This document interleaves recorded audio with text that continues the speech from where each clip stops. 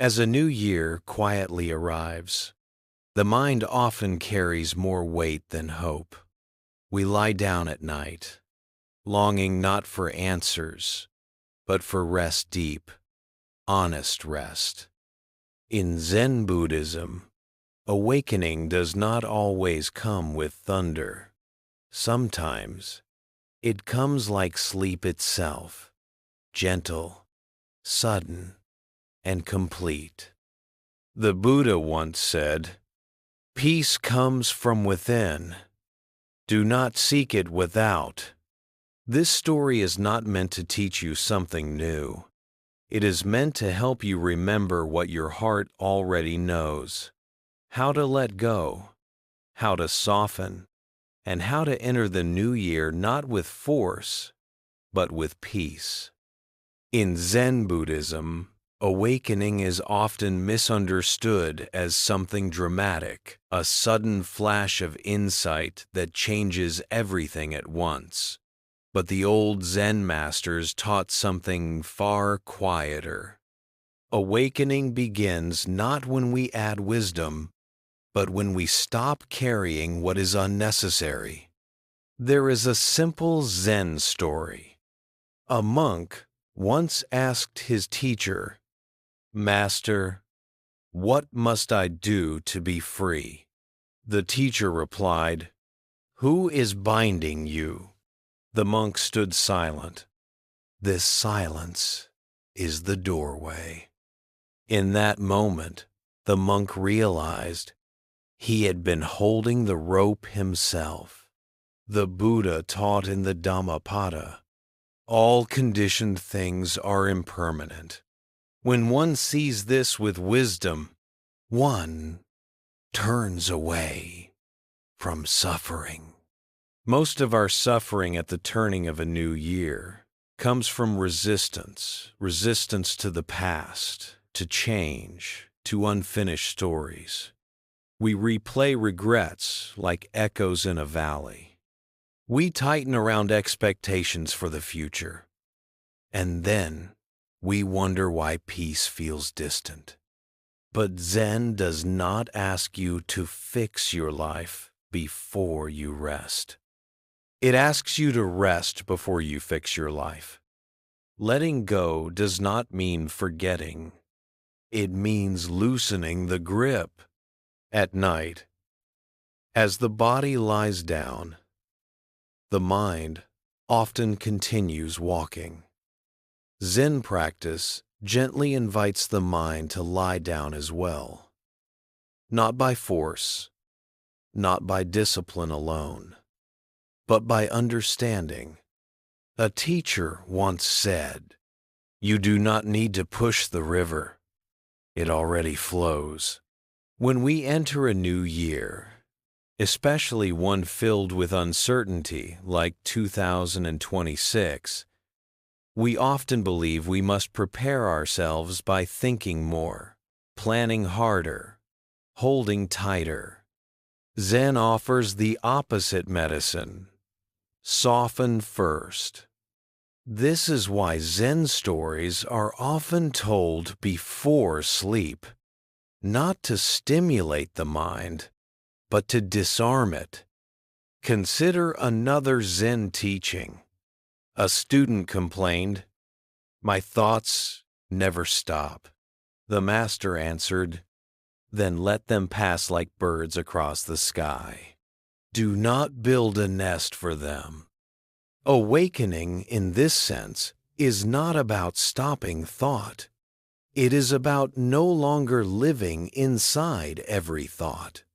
The Buddha described this freedom in the Satipatthana Sutta, teaching mindfulness as simple awareness. He knows, feeling is feeling, thought is thought, without clinging or aversion. When you lie awake at night, replaying the year behind you, moments you wish you had spoken differently, choices you wish you had changed, Zen gently asks, can you see the thought without becoming it? This is the beginning of sudden awakening. Not sudden like lightning, but sudden like realizing you have been holding your breath and finally exhaling. Many people believe peace must be earned. Zen says peace is uncovered. A woman once came to a Zen master, exhausted. She said, "I have tried everything to calm my mind." The master poured tea into her cup until it overflowed.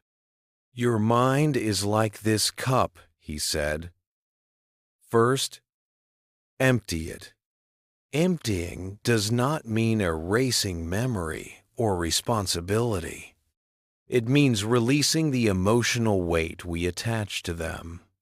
As the new year approaches, Zen invites you to practice a gentle ritual, not of intention setting, but of intention releasing. You may silently say, "I release the need to control what cannot be controlled. I release the story that says I am behind. I release the belief that peace must wait."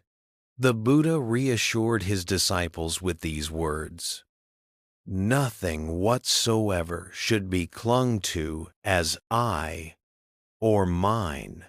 When this teaching is understood, even slightly, the nervous system relaxes, the breath deepens. Sleep becomes easier, not because life is resolved, but because the heart is no longer fighting it. This is why Zen awakening often comes during ordinary moments. Sweeping the floor, listening to rain, or lying awake at night. Finally allowing the body to rest. In the stillness before sleep, there is no past to fix, no future to chase. There is only this breath, this moment. And in this moment, awakening is already happening. You do not need to force yourself to be peaceful. Peace arises naturally when resistance ends. As Zen masters say, when nothing is resisted, everything falls into place. Tonight, let the year soften behind you. Let the new year approach quietly. Awakening does not rush. It waits patiently for the moment you stop holding on. In Zen Buddhism, awakening is not reserved for monks on mountaintops or sages sitting beneath ancient trees. It is found in ordinary life, especially in moments we usually overlook.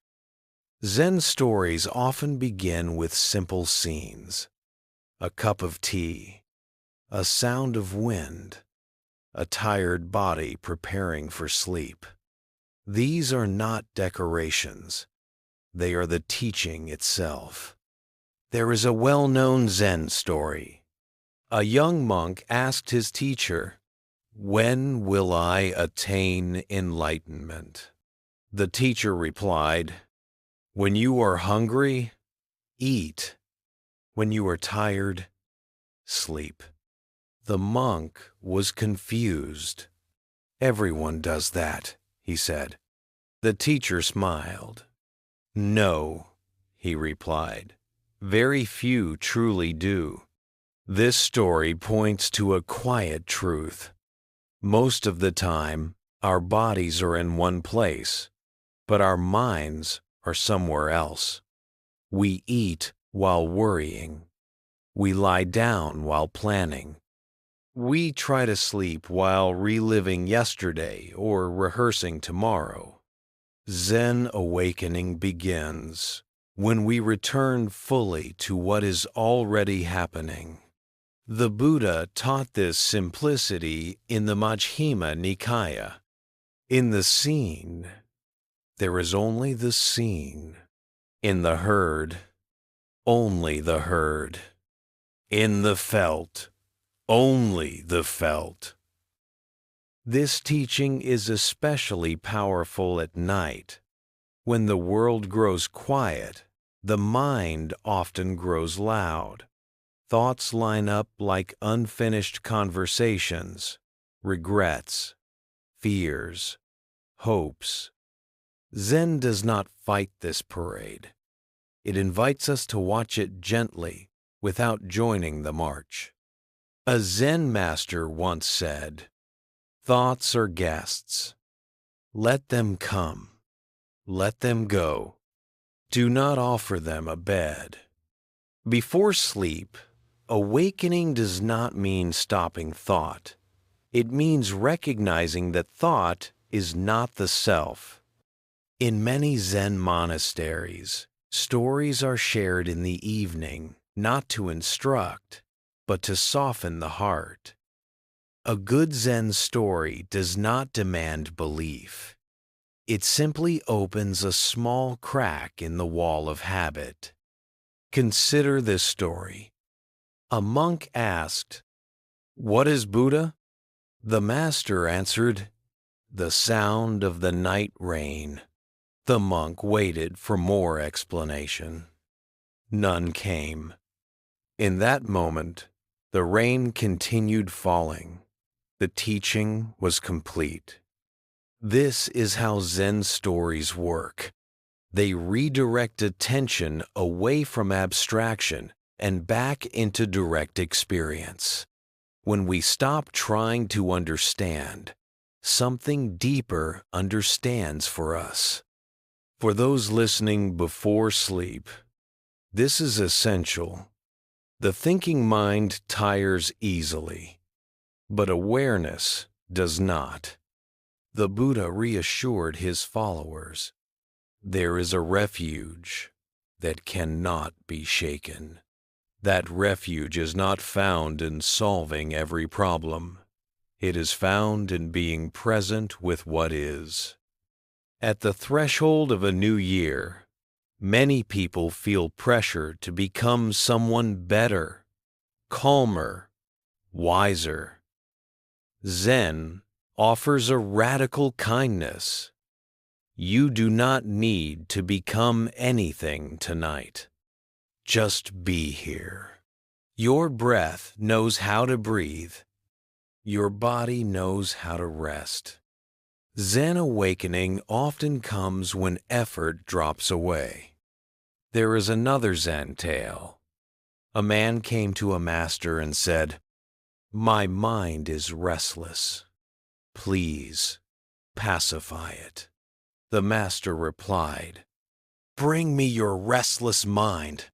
The man searched and searched. Finally, he said, "I cannot find it. My prized."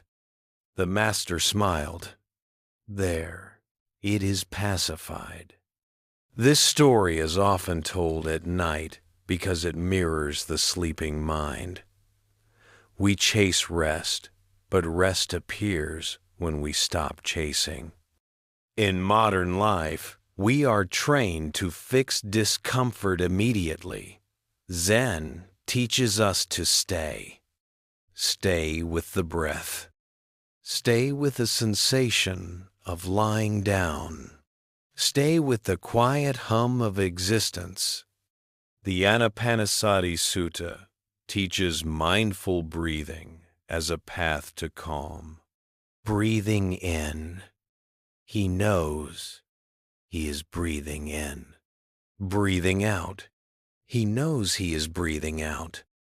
No achievement, no judgment, just knowing. As the night deepens, the mind may still wander.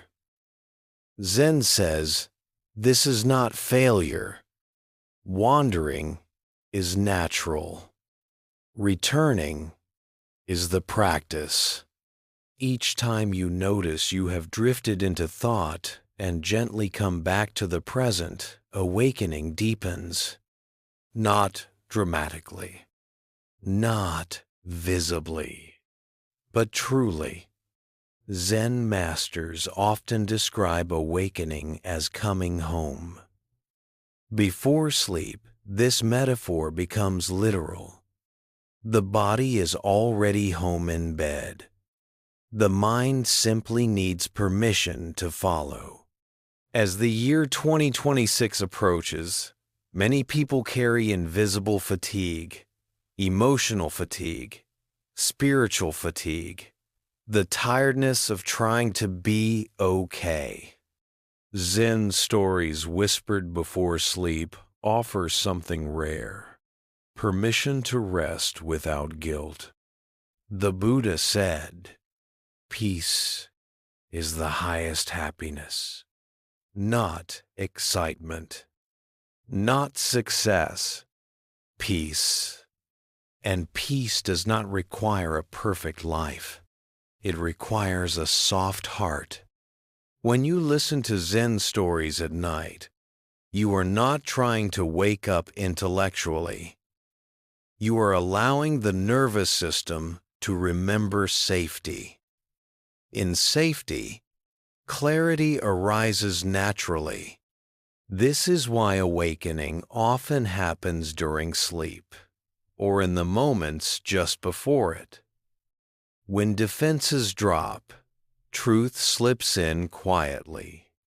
Zen does not shout, "Wake up now." It whispers, "You may rest." Nothing is missing. As the mind loosens its grip, the body sinks into the bed. Breathing slows. Thought fades into background noise. Awakening does not interrupt sleep. It deepens it.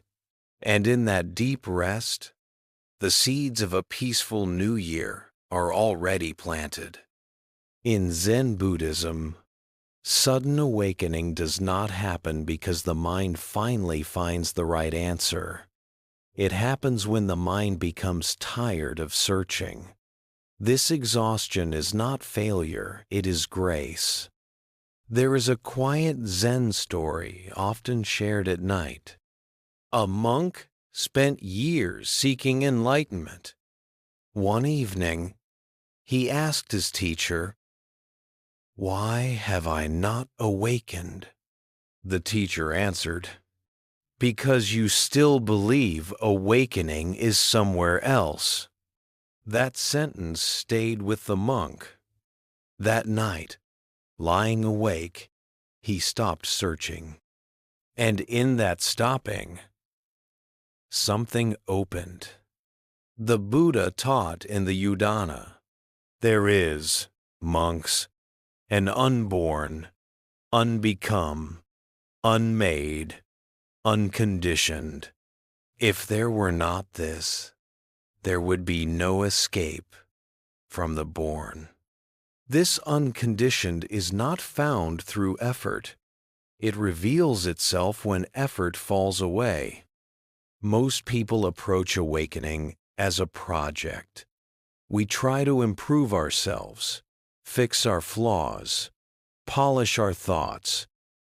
Zen gently points out that this constant self-improvement can itself become another form of suffering. Especially before sleep, the mind often asks, "Did I do enough today? Am I becoming better? Will tomorrow be different?" Zen responds with a different question. What if nothing is required right now? Sudden awakening often happens in moments of surrender, not dramatic surrender, but quiet resignation. The kind that comes when the mind says, "I don't know anymore." In Zen, not knowing is sacred. A famous Zen saying goes, "Not knowing is most intimate." Why? Because when we stop knowing, we stop controlling. And when we stop controlling, we finally meet reality as it is. The Buddha spoke of this freedom in the Kalaka Sutta. What is seen, heard, sensed, cognized, that I do not cling to. Clinging is subtle. We cling to opinions about ourselves. We cling to stories about our past. We cling to hopes about who we must become. Before sleep, these clings tighten because the mind is afraid to be empty. Zen reassures us. Emptiness is not absence. It is openness. There is another Zen story. A student asked, "What happens after enlightenment?" End quote. The master replied, "Chop wood, carry water." The student pressed further, "And before enlightenment?" The master smiled, "Chop wood, carry water." Sudden awakening does not remove life's tasks. It removes the extra burden we place on them. At night, this teaching is deeply comforting. You do not need to solve your life before you sleep. You do not need to understand everything before the year changes. Awakening does not require readiness. It requires honesty. Honesty that says, "I am tired. I do not have all the answers. I release the search for certainty tonight."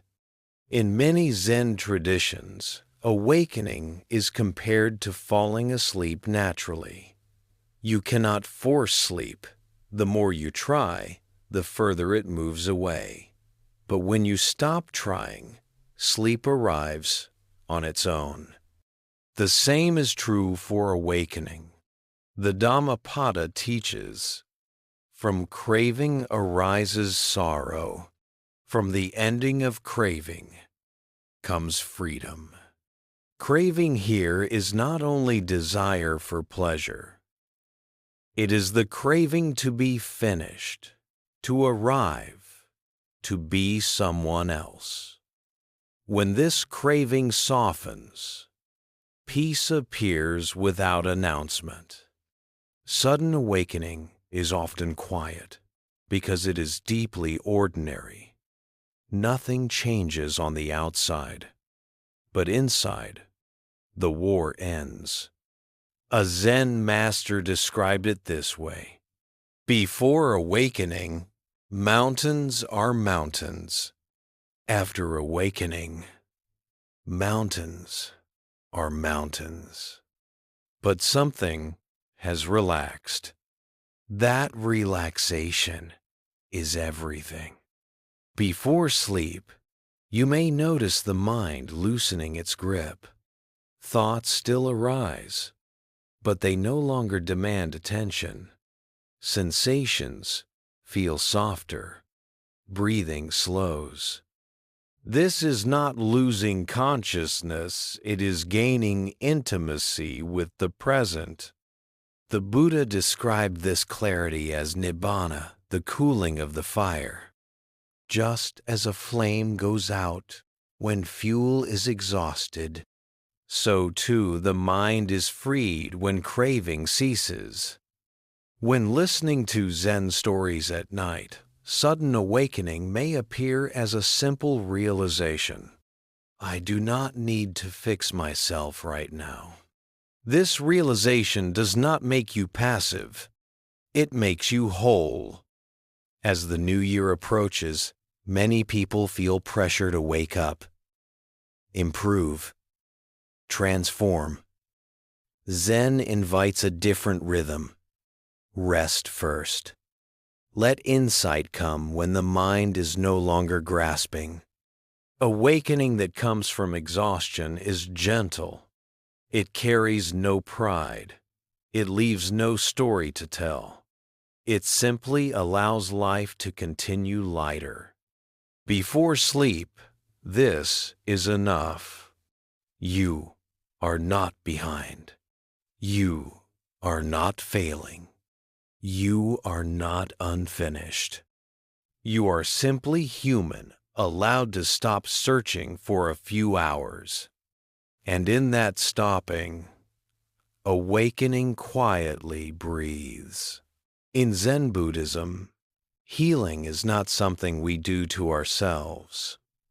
It is something that happens when we stop interfering. This idea feels unfamiliar to a world trained to fix, push, and improve. Yet Zen quietly insists, what truly heals the heart often begins with rest. There is a Zen story told to exhausted students. A disciple asked, "How can I heal my restless mind?" The teacher replied, "Stop treating rest as a reward." These words struck deeply. Many of us believe we must earn rest after success, after understanding, after becoming better. Zen dissolves this belief. Rest is not the end of the path. It is the path. The Buddha spoke gently to those worn by suffering in the Salatha Sutta. The uninstructed suffer twice, once in body, once in mind. The wise suffer once. The second arrow is resistance, the mind fighting what already is. Healing begins when we stop firing that second arrow. Before sleep, resistance often becomes subtle. We resist being tired. We resist unfinished thoughts. We resist the vulnerability of stillness. Zen invites us to lay down these defenses. Healing in Zen does not look dramatic. It feels like relief.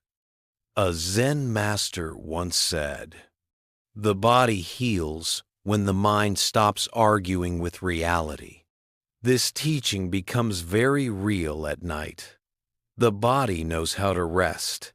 It has rested for thousands of years, across generations. What interrupts this natural wisdom is the mind's insistence on control. Zen does not demand silence. It allows noise to fade on its own. In the Anattalakkhana Sutta, the Buddha taught non-self not as philosophy, but as relief. This is not mine. This is not me. This is not myself. When pain, fatigue, or sadness arises, Zen gently asks us to hold it without claiming it as identity. This simple shift is deeply healing. Consider this Zen story. A monk complained of illness. The teacher asked, "Where does it hurt?" The monk answered. The teacher said, "Then do not suffer everywhere else too." Healing does not mean eliminating pain. It means not spreading it. As a new year approaches, many people feel emotionally sore, disappointed by the past, uncertain about the future. Zen does not deny this soreness. It offers a way to rest with it. Before sleep, this means allowing yourself to be exactly as you are. Tired, incomplete, human. The Buddha taught compassion beginning with oneself. Just as a mother protects her only child, so with boundless heart should one cherish all beings.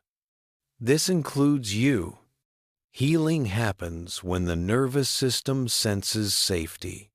Zen stories whispered at night are not instructions, they are signals of safety. They tell the mind, nothing is demanded right now.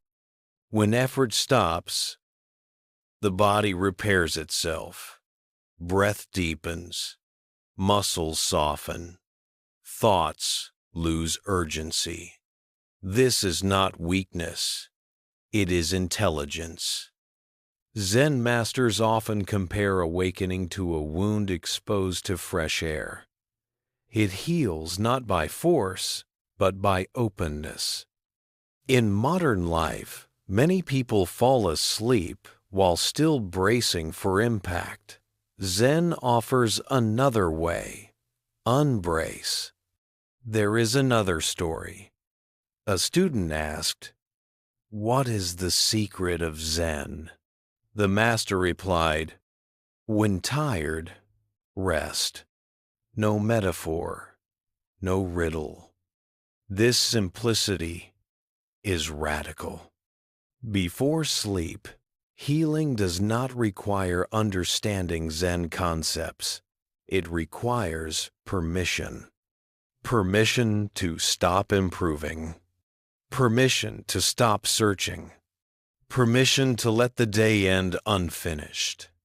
The Buddha reassured his followers, "You do not need to carry what is not yours." Tonight, the worries of the coming year are not yours to solve. Tomorrow will arrive, whether you plan for it or not. Zen awakening through rest is not escape. It is alignment with life's rhythm. When you allow rest, clarity arises naturally, not because you forced it, but because nothing is blocking it anymore. Healing, in this sense, is remembering how to stop. As sleep approaches, Zen invites a soft inward bow not to an idea, but to the body itself. Thank it. Trust it. Let it do what it already knows.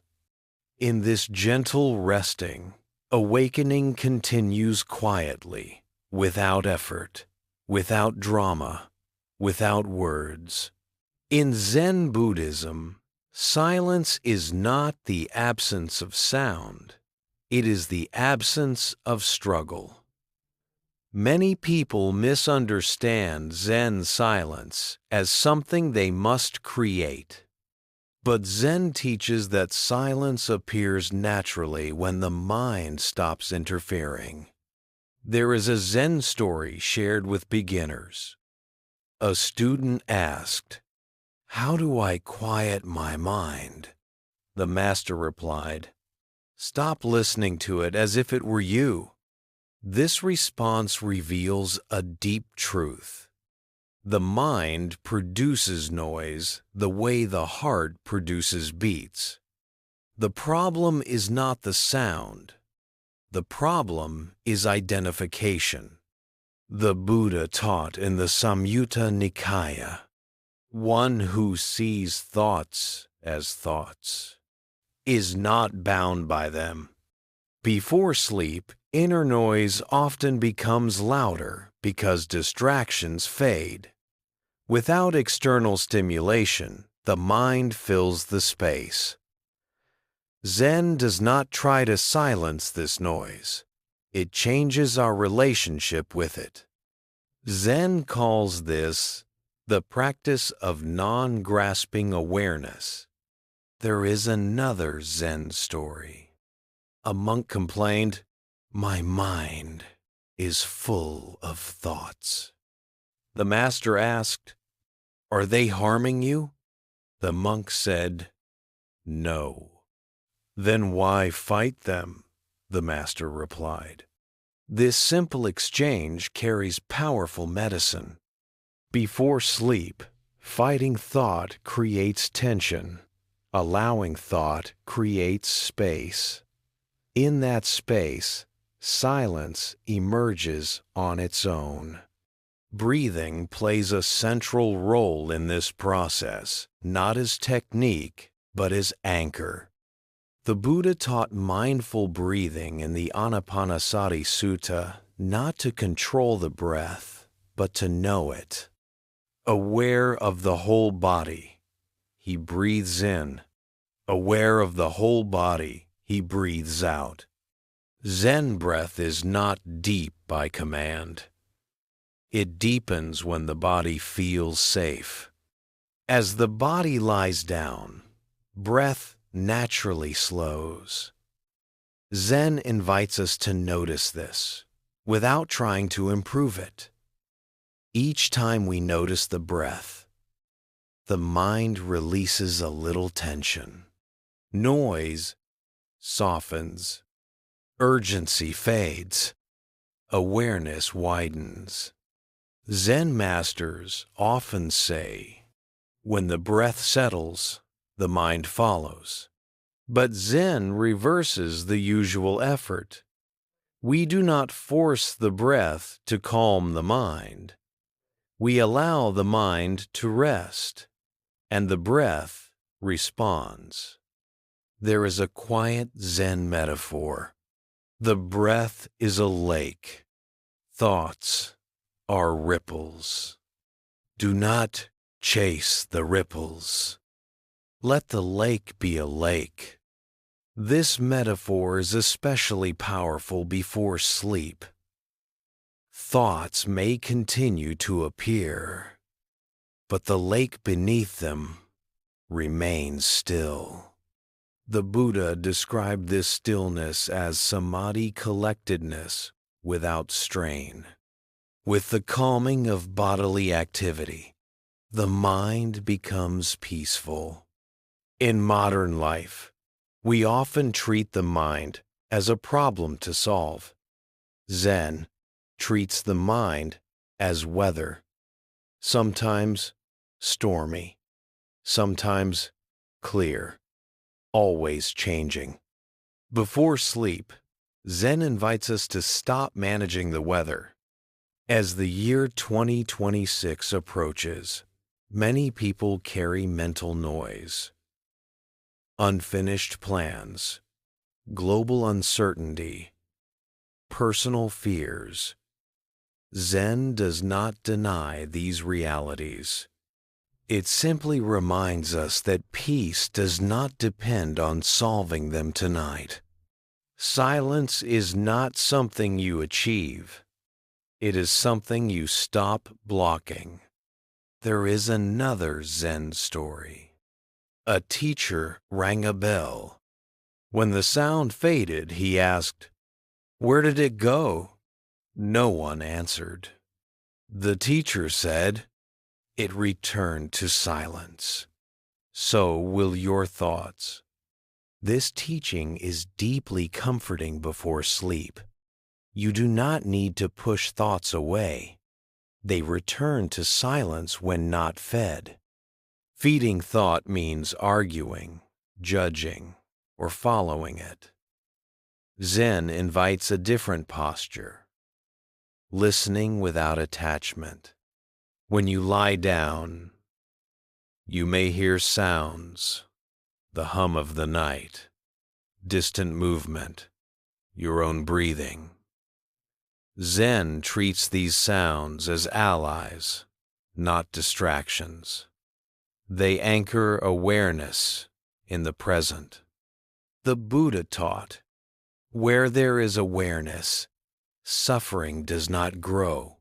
This awareness is gentle, not sharp. It does not analyze. It simply knows. As awareness stabilizes, inner noise loses its power.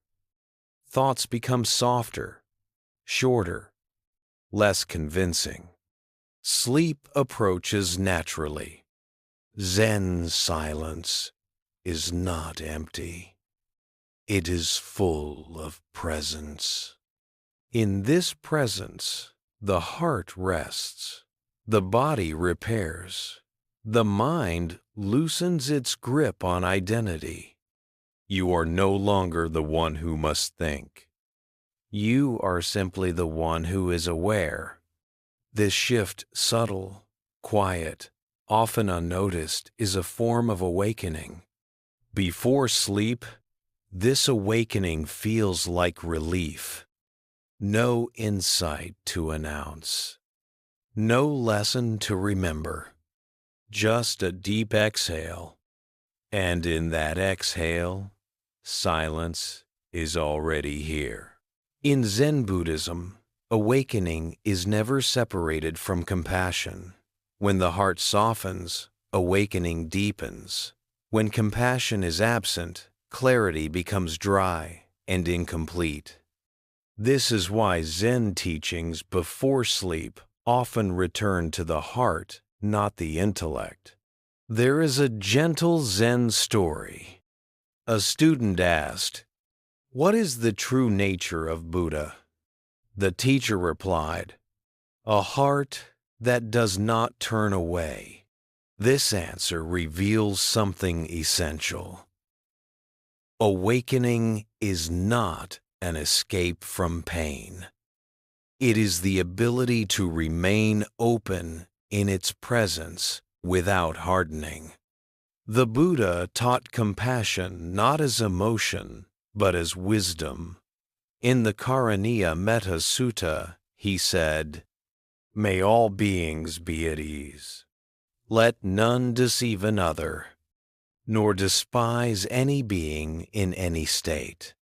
Before sleep, the heart often carries hidden weight, unspoken grief, self-judgment, quiet, loneliness. Zen does not analyze these feelings. It invites kindness toward them. Compassion in Zen begins inward. There is another Zen story. A monk said, "I have studied many teachings, but my heart is still tired." The master replied, "Then stop demanding that it be strong."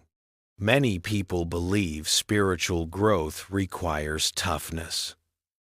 Zen teaches the opposite. Softness is strength. Before sleep, letting the heart rest means releasing the inner critic, the voice that says, "You should be better by now."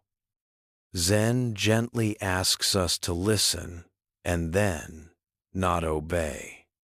The Buddha taught in the Itivuttaka, "Whatever is felt is included in suffering." Seeing this with wisdom, one becomes dispassionate. Dispassion here does not mean coldness. It means freedom from self-punishment. When the heart rests, the mind follows. Zen masters often describe compassion as allowing emotions to arise without rejection, allowing fatigue without shame, allowing vulnerability without fear. This allowing is deeply healing. Consider this Zen story. A student asked, "How do I open my heart?" The master replied, "Stop closing it." Such simplicity can feel confronting. We close our hearts unconsciously to protect ourselves from disappointment, loss, or uncertainty. But this protection becomes tension. Before sleep, Zen invites a gentle opening not to the world, but to yourself. You may silently say, "It is okay to be tired. It is okay to feel unfinished. It is okay to rest." The Buddha taught that kindness is a refuge. When one dwells with a mind of loving kindness, the mind becomes calm.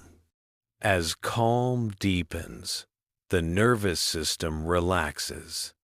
The body senses safety. Sleep comes more easily. Compassion also loosens the sense of separation. Before sleep, many people feel alone with their thoughts. Zen reminds us, suffering is shared. You are not isolated in your tiredness. Zen monks often bow before resting not to worship, but to acknowledge shared humanity. Awakening rooted in compassion feels warm, not sharp.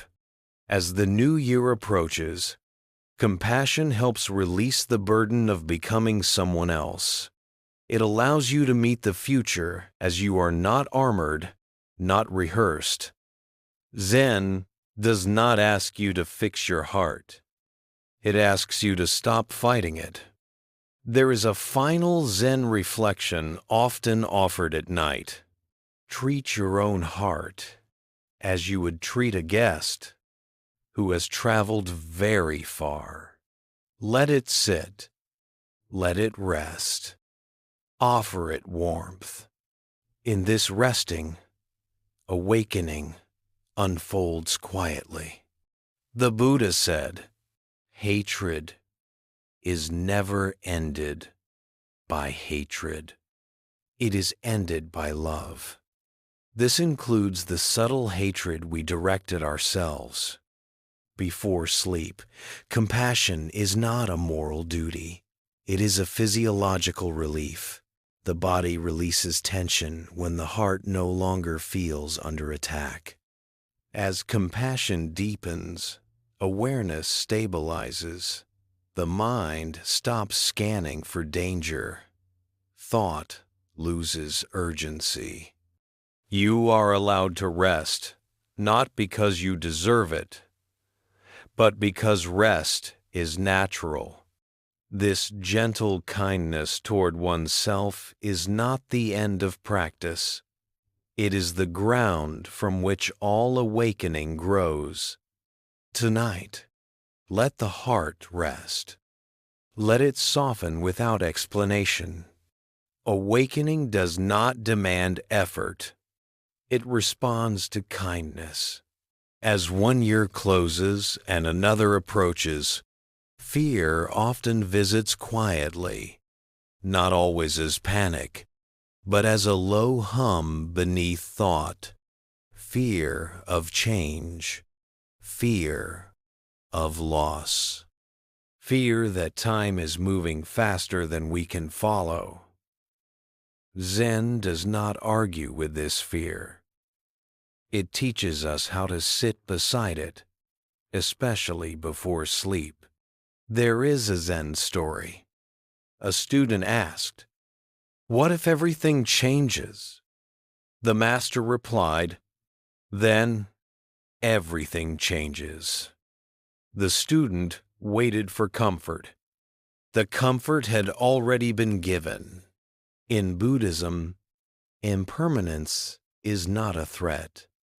It is a truth that, when understood, releases fear. The Buddha taught in the Anicca Sutta, all conditioned things are impermanent. When one sees this with wisdom, one turns away from suffering. Fear arises when we try to hold what cannot be held. Before sleep, the mind often tightens around the future. The darkness of night mirrors uncertainty. Zen invites us to make peace with not knowing. There is another Zen story told to monks on winter nights. A monk asked, "How can I sleep when tomorrow is uncertain?" The teacher answered, "By sleeping now." This response points to a radical trust in the present moment. Zen teaches that tomorrow is not harmed by tonight's rest. In fact, tomorrow depends on it. Fear keeps the body alert. Trust allows it to rest. Impermanence, when resisted, creates anxiety. When accepted, it creates freedom. The Buddha reassured his disciples, "Whatever arises will pass away." This includes joy. This includes pain. This includes fear itself. Before sleep, this teaching is deeply soothing. You do not need to resolve your future tonight. You only need to allow this moment to be as it is. Zen awakening often appears as a soft acceptance. I cannot control what comes next, and that is okay. This acceptance is not resignation. It is alignment with reality. There is a Zen metaphor often used at night. Life is like crossing a river on a boat. Do not carry the boat after you cross. Many people carry yesterday into bed. Zen invites us to set it down. As the new year approaches, you may feel the weight of unfinished dreams or unexpected changes. Zen does not ask you to deny these feelings. It asks you to notice that they, too, are temporary. Fear loses its grip when it is seen clearly. The Buddha taught mindfulness of death not to frighten, but to awaken tenderness. Of all footprints, that of the elephant is supreme. Of all mindfulness practices, mindfulness of death is supreme. Why? Because when we remember impermanence, we stop postponing peace. Before sleep, impermanence gives permission to rest. Nothing needs to be secured forever tonight. Zen masters often say, when you accept change, you stop arguing with life. As the body lies down, breath becomes shallow, then deep again. This rhythm is impermanence in motion. Zen invites us to trust it. Sleeping without fear does not mean fear never arises. It means fear is no longer in charge. You may say silently, "Whatever comes, I will meet it when it arrives. Tonight, I rest." The Buddha taught that freedom comes from letting go, not holding on. From letting go comes peace. This peace is not dependent on certainty. It is rooted in trust. Trust in the body. Trust in awareness. Trust in the unfolding of causes and conditions. Zen awakening before sleep often feels like placing your head down without armor. Nothing to defend, nothing to prepare. As the year turns, the world continues its movement. You do not need to move with it right now. Rest is not avoidance. It is wisdom. When impermanence is accepted, fear softens. When fear softens, sleep arrives. And in that sleep, the heart learns a quiet truth. Nothing needs to be held forever. In Zen Buddhism, letting go is not an act of rejection. It is an act of trust. We do not let go because things are unimportant, but because clinging makes them heavy. Before sleep, this teaching becomes especially alive. There is a Zen story. A monk asked his teacher, "How do I let go of everything?" The teacher replied, "Do not carry it into the night." This answer is simple, yet profound. Night is not the place for burdens. Zen teaches that sleep is a daily practice of non-attachment. The Buddha spoke clearly about this in the Alagaddupama Sutta, using the image of a raft. The Dhamma is like a raft, used for crossing over, not for holding on to. We often carry our thoughts, roles, and identities as if they must be held constantly. Zen gently reminds us, what supports you during the day does not need to follow you into sleep. Non-attachment does not mean indifference. It means flexibility of heart. Before sleep, attachment often shows itself as mental replay. Conversations repeat, emotions loop, plans rehearse themselves. Zen does not interrupt this harshly. It asks one soft question. Can you set this down for now? There is another Zen teaching. A clenched fist cannot receive. Letting go creates space. In that space, rest appears naturally. The Buddha taught the relief of release in the Dhammapada. From attachment arises fear. From freedom of attachment comes peace. Fear before sleep often comes from holding on too tightly to outcomes, to self-image, to unfinished stories. Zen invites a pause. You may imagine placing the day on the ground beside your bed. Nothing is lost. Nothing is denied. It is simply not being held. Zen masters sometimes guide students with this reflection. Tonight, the world will continue without your effort. This is not neglect. It is humility. At the turning of the year, many people feel pressure to define the future. Zen encourages the opposite. Allow the future to remain open. Non-attachment is not passivity. It is confidence in impermanence.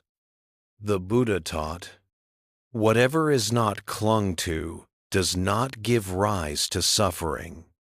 Before sleep, this teaching becomes practical medicine. You do not need to solve your identity tonight. You do not need to secure your worth. Zen awakening often begins when the mind stops gripping its own narrative. There is a Zen story told quietly in monasteries. A monk was asked, "What remains when everything is released?" He answered, "What was never held." This points to awareness itself, steady, present, unchanged by what comes and goes. As you lie down, sensations may shift, thoughts may soften. This is not losing control. It is returning control to life. Non-attachment feels like relief in the chest. Breath deepens. Muscles soften. The nervous system receives a signal. It is safe to stop holding. As the new year approaches, Zen reminds us that beginnings are lighter when we do not drag endings behind us. You may silently say, "Tonight, I release what can wait. Tonight, I allow life to carry itself." The Buddha reassured his followers, let go of the past. Let go of the future. Let go of the present. This radical instruction is not meant to be forced. It is meant to be tasted gently. Before sleep, even a small letting go is enough. Zen does not demand total surrender. It welcomes partial release. As the mind loosens, sleep arrives, not because problems disappeared, but because they are no longer being held. This is the art of non-attachment before sleep. Not forgetting, not denying, just resting open-handed. And in that openness, awakening continues quietly. In Zen Buddhism, awakening and sleep are not opposites. They are neighbors. Zen teaches that one can fall asleep without falling into unconsciousness, not by effort, but by gentle awareness. This is why Zen teachings are often offered at the edge of sleep. There is a quiet Zen story. A student asked, "Must awakening disappear when we sleep?" The master replied, When you fall asleep holding awareness, sleep itself becomes the teacher. This teaching removes pressure. Awakening does not need to be maintained. It simply needs to be allowed. Before sleep, many people believe they must turn off the mind completely. Zen suggests a softer transition. Let awareness remain, without focusing on anything. The Buddha described this balance in the Satipatthana Sutta. He dwells observing the body, ardent, clearly knowing, and mindful, having put away craving and grief. This mindfulness is not sharp, it is relaxed, like watching a candle slowly dim. As the body settles into the bed, Zen invites awareness to spread gently, not scanning, not controlling, just knowing. The body is lying down, breathing is happening. This simple knowing is enough. Zen masters often describe this state as wide awareness. Thoughts may appear, but they are distant. Sensations soften. Time loses its edge. There is another Zen story. A monk asked, "How do I stay awake without effort?" The master replied, "Do not try to stay awake. Trying creates tension. Awareness grows when tension dissolves." Before sleep, this teaching is liberating. You are not asked to watch every breath or police every thought. You are invited to rest with awareness, not on awareness. The Buddha taught that clarity and calm can coexist.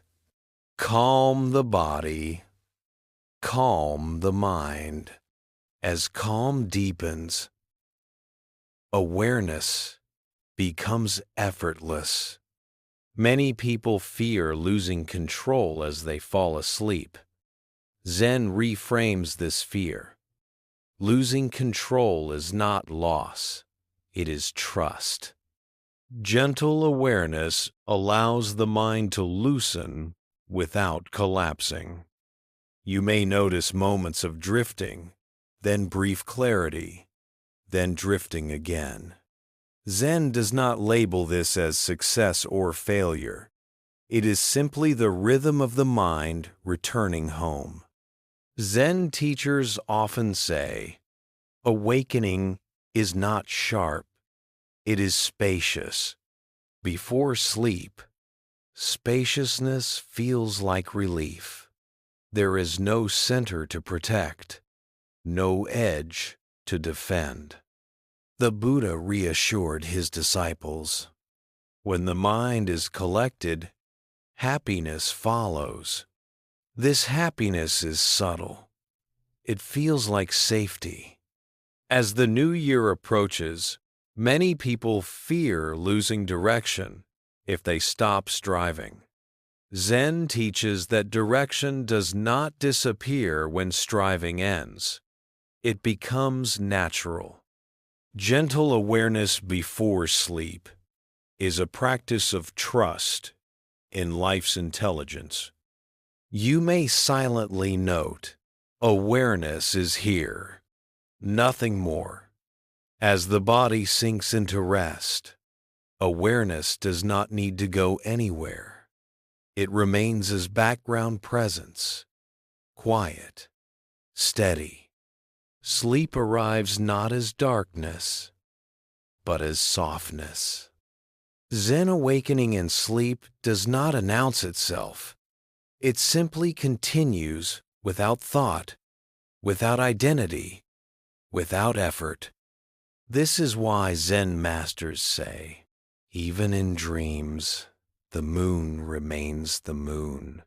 Before sleep, gentle awareness allows the nervous system to settle fully. Muscles release, Breath deepens. Thought fades into distance. You do not disappear. You rest. And in that rest, awakening is not lost. It is simply no longer trying. In Zen Buddhism, awakening is often described not as an achievement, but as a homecoming. Nothing new is acquired. Nothing old is discarded. One simply returns to what has always been present. Before sleep, especially at the turning of a year, this teaching becomes deeply reassuring. There is a final Zen story, often shared to close evening teachings. A student asked, "After all this practice, where do I arrive?" Including her. And after all this practice, where do I arrive? Including arrive. The master replied, "Where you have always been." This answer carries no drama, and that is its power. The Buddha taught that liberation is not elsewhere. In the Udana, he pointed to a peace beyond striving. There is a sphere where there is no coming and going, no arising and passing away. That is the end of suffering. This sphere is not a place. It is the absence of struggle with experience. As sleep approaches, the body naturally returns home to itself. Muscles release, breath settles, the mind stops insisting on direction. Zen invites us to recognize this return as awakening, not separate from rest, but expressed through it. At the end of a year, many people feel pressure to mark change, to define lessons learned, to set resolutions, to measure progress. Zen offers a gentler closure. Nothing needs to be concluded tonight. Homecoming does not require reflection. It requires presence. Zen awakening feels like relief because it ends the internal journey. No more searching, no more rehearsal, no more self-correction. The Buddha reassured his disciples, "When nothing is clung to, the mind is liberated." Liberation here does not mean leaving life. It means no longer being pushed or pulled by it. Before sleep, this liberation is felt as ease. You are allowed to stop becoming. Zen teachers often say, "You do not fall asleep into nothingness. You fall asleep into life." As the new year 2026 approaches, Zen encourages a radical kindness toward the moment. You do not need to enter the future prepared. You enter it alive. Awakening as homecoming means trusting that awareness remains even when effort dissolves. You may silently acknowledge, "I am here. Nothing more is required." In this recognition, fear softens. Ambition loosens. The heart settles into a quiet confidence. The Buddha taught that peace is not created, it is revealed. Peace is found when craving ends. Tonight, craving can rest. As the body drifts toward sleep, awareness does not disappear. It widens, becoming less personal, less defined. This is not loss. It is belonging. Belonging to the breath. Belonging to the present. Belonging to the unfolding of life. Zen awakening does not announce the new year with noise. It welcomes it quietly, like opening the door and stepping inside. Before sleep, this is enough.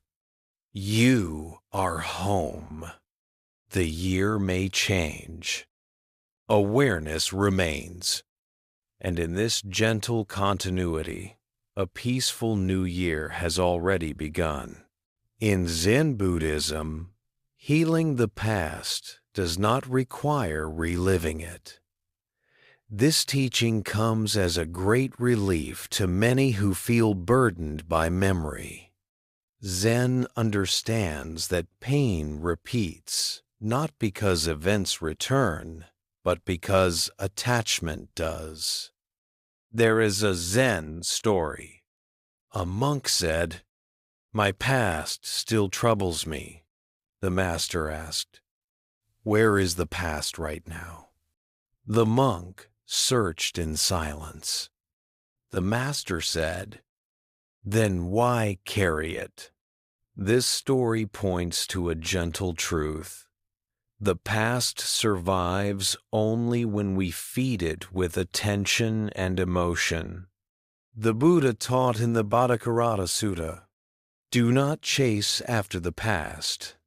Do not place expectations on the future.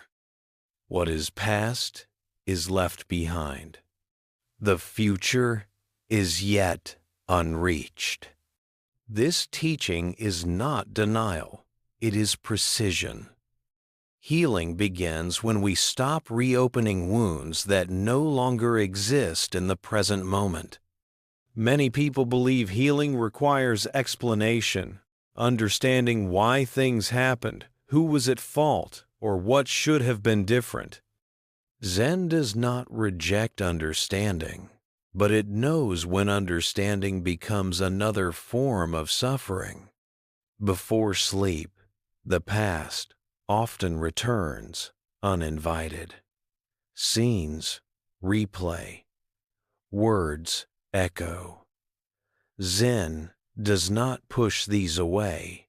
It invites a different posture. Recognition without participation.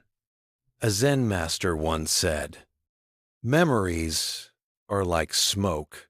Do not breathe them in." This is not avoidance. It is wisdom. The Buddha described suffering as repeated contact with pain through clinging. Sorrow arises from attachment. Attachment to the past appears as regret, resentment, or nostalgia. Zen teaches that all three are forms of grasping. Healing, then, is not about changing the past. It is about loosening the grip around it. Zen offers a simple nightly practice. When a memory arises, silently note, remembering, nothing more. This naming creates space. In that space, the memory loses authority. There is another Zen story. A student asked, "How do I forgive?" The master replied, "By not reopening what has already closed." Forgiveness, in Zen, is not emotional labor.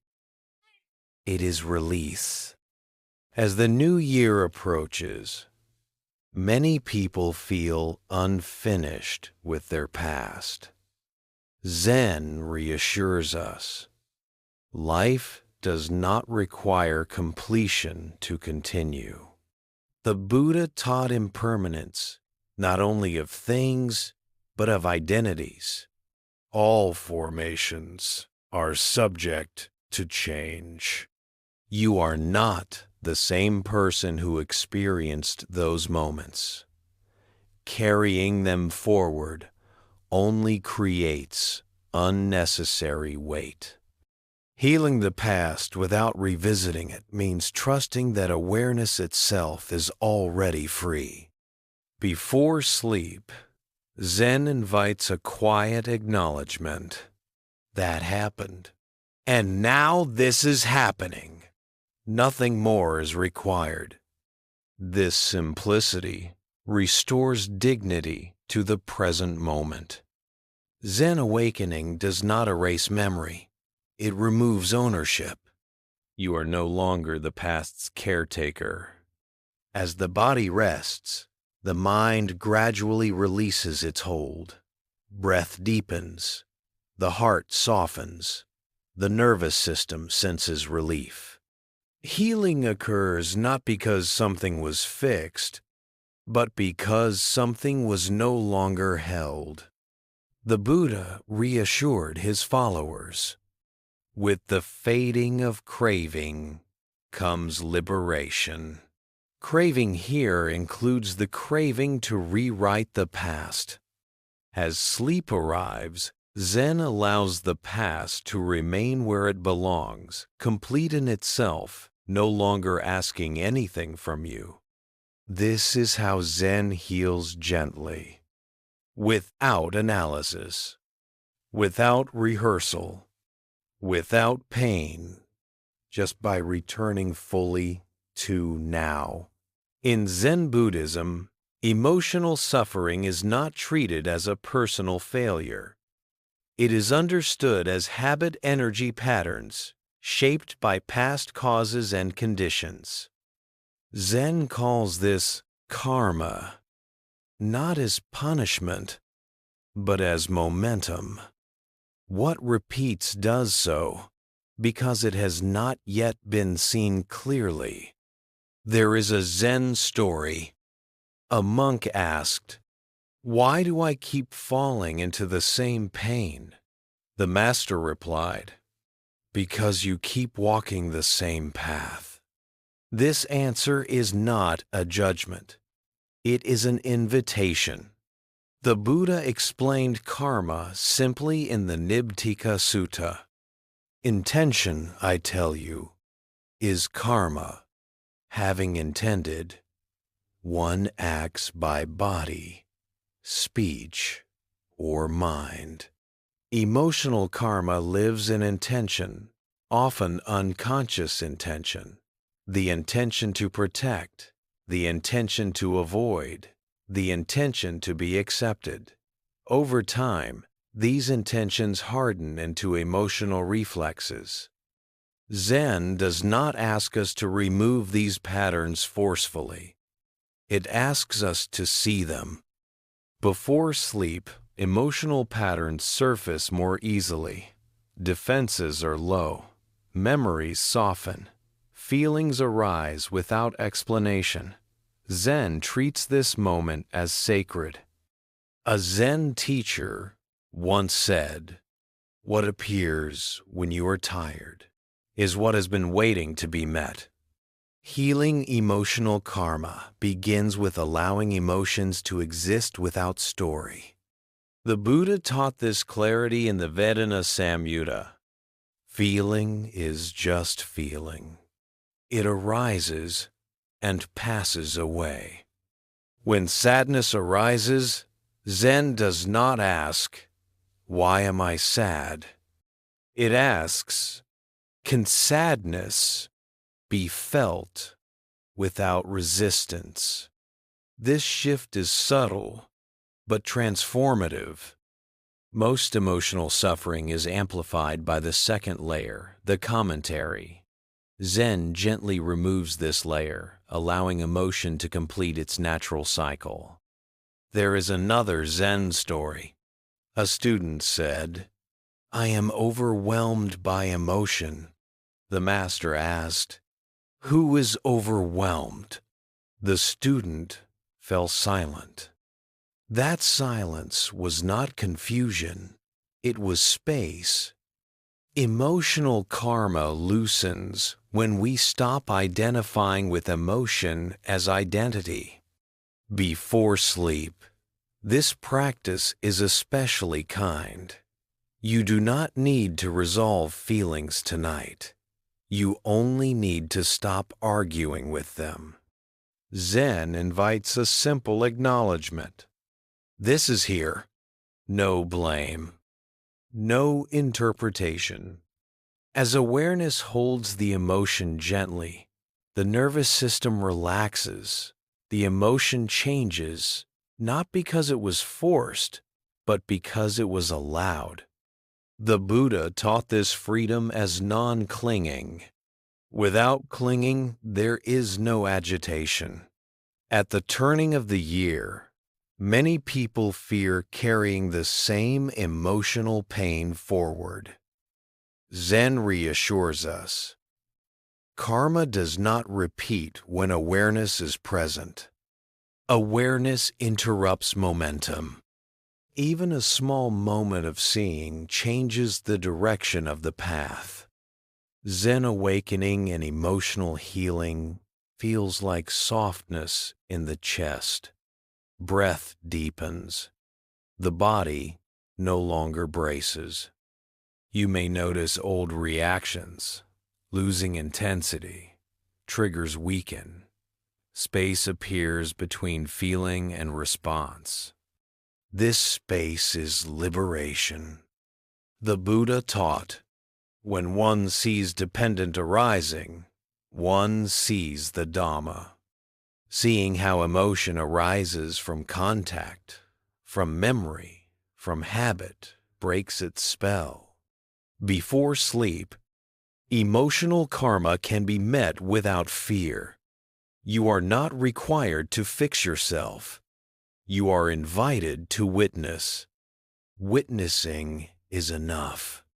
As sleep approaches, emotions naturally settle when they are no longer resisted. They complete their arc and dissolve.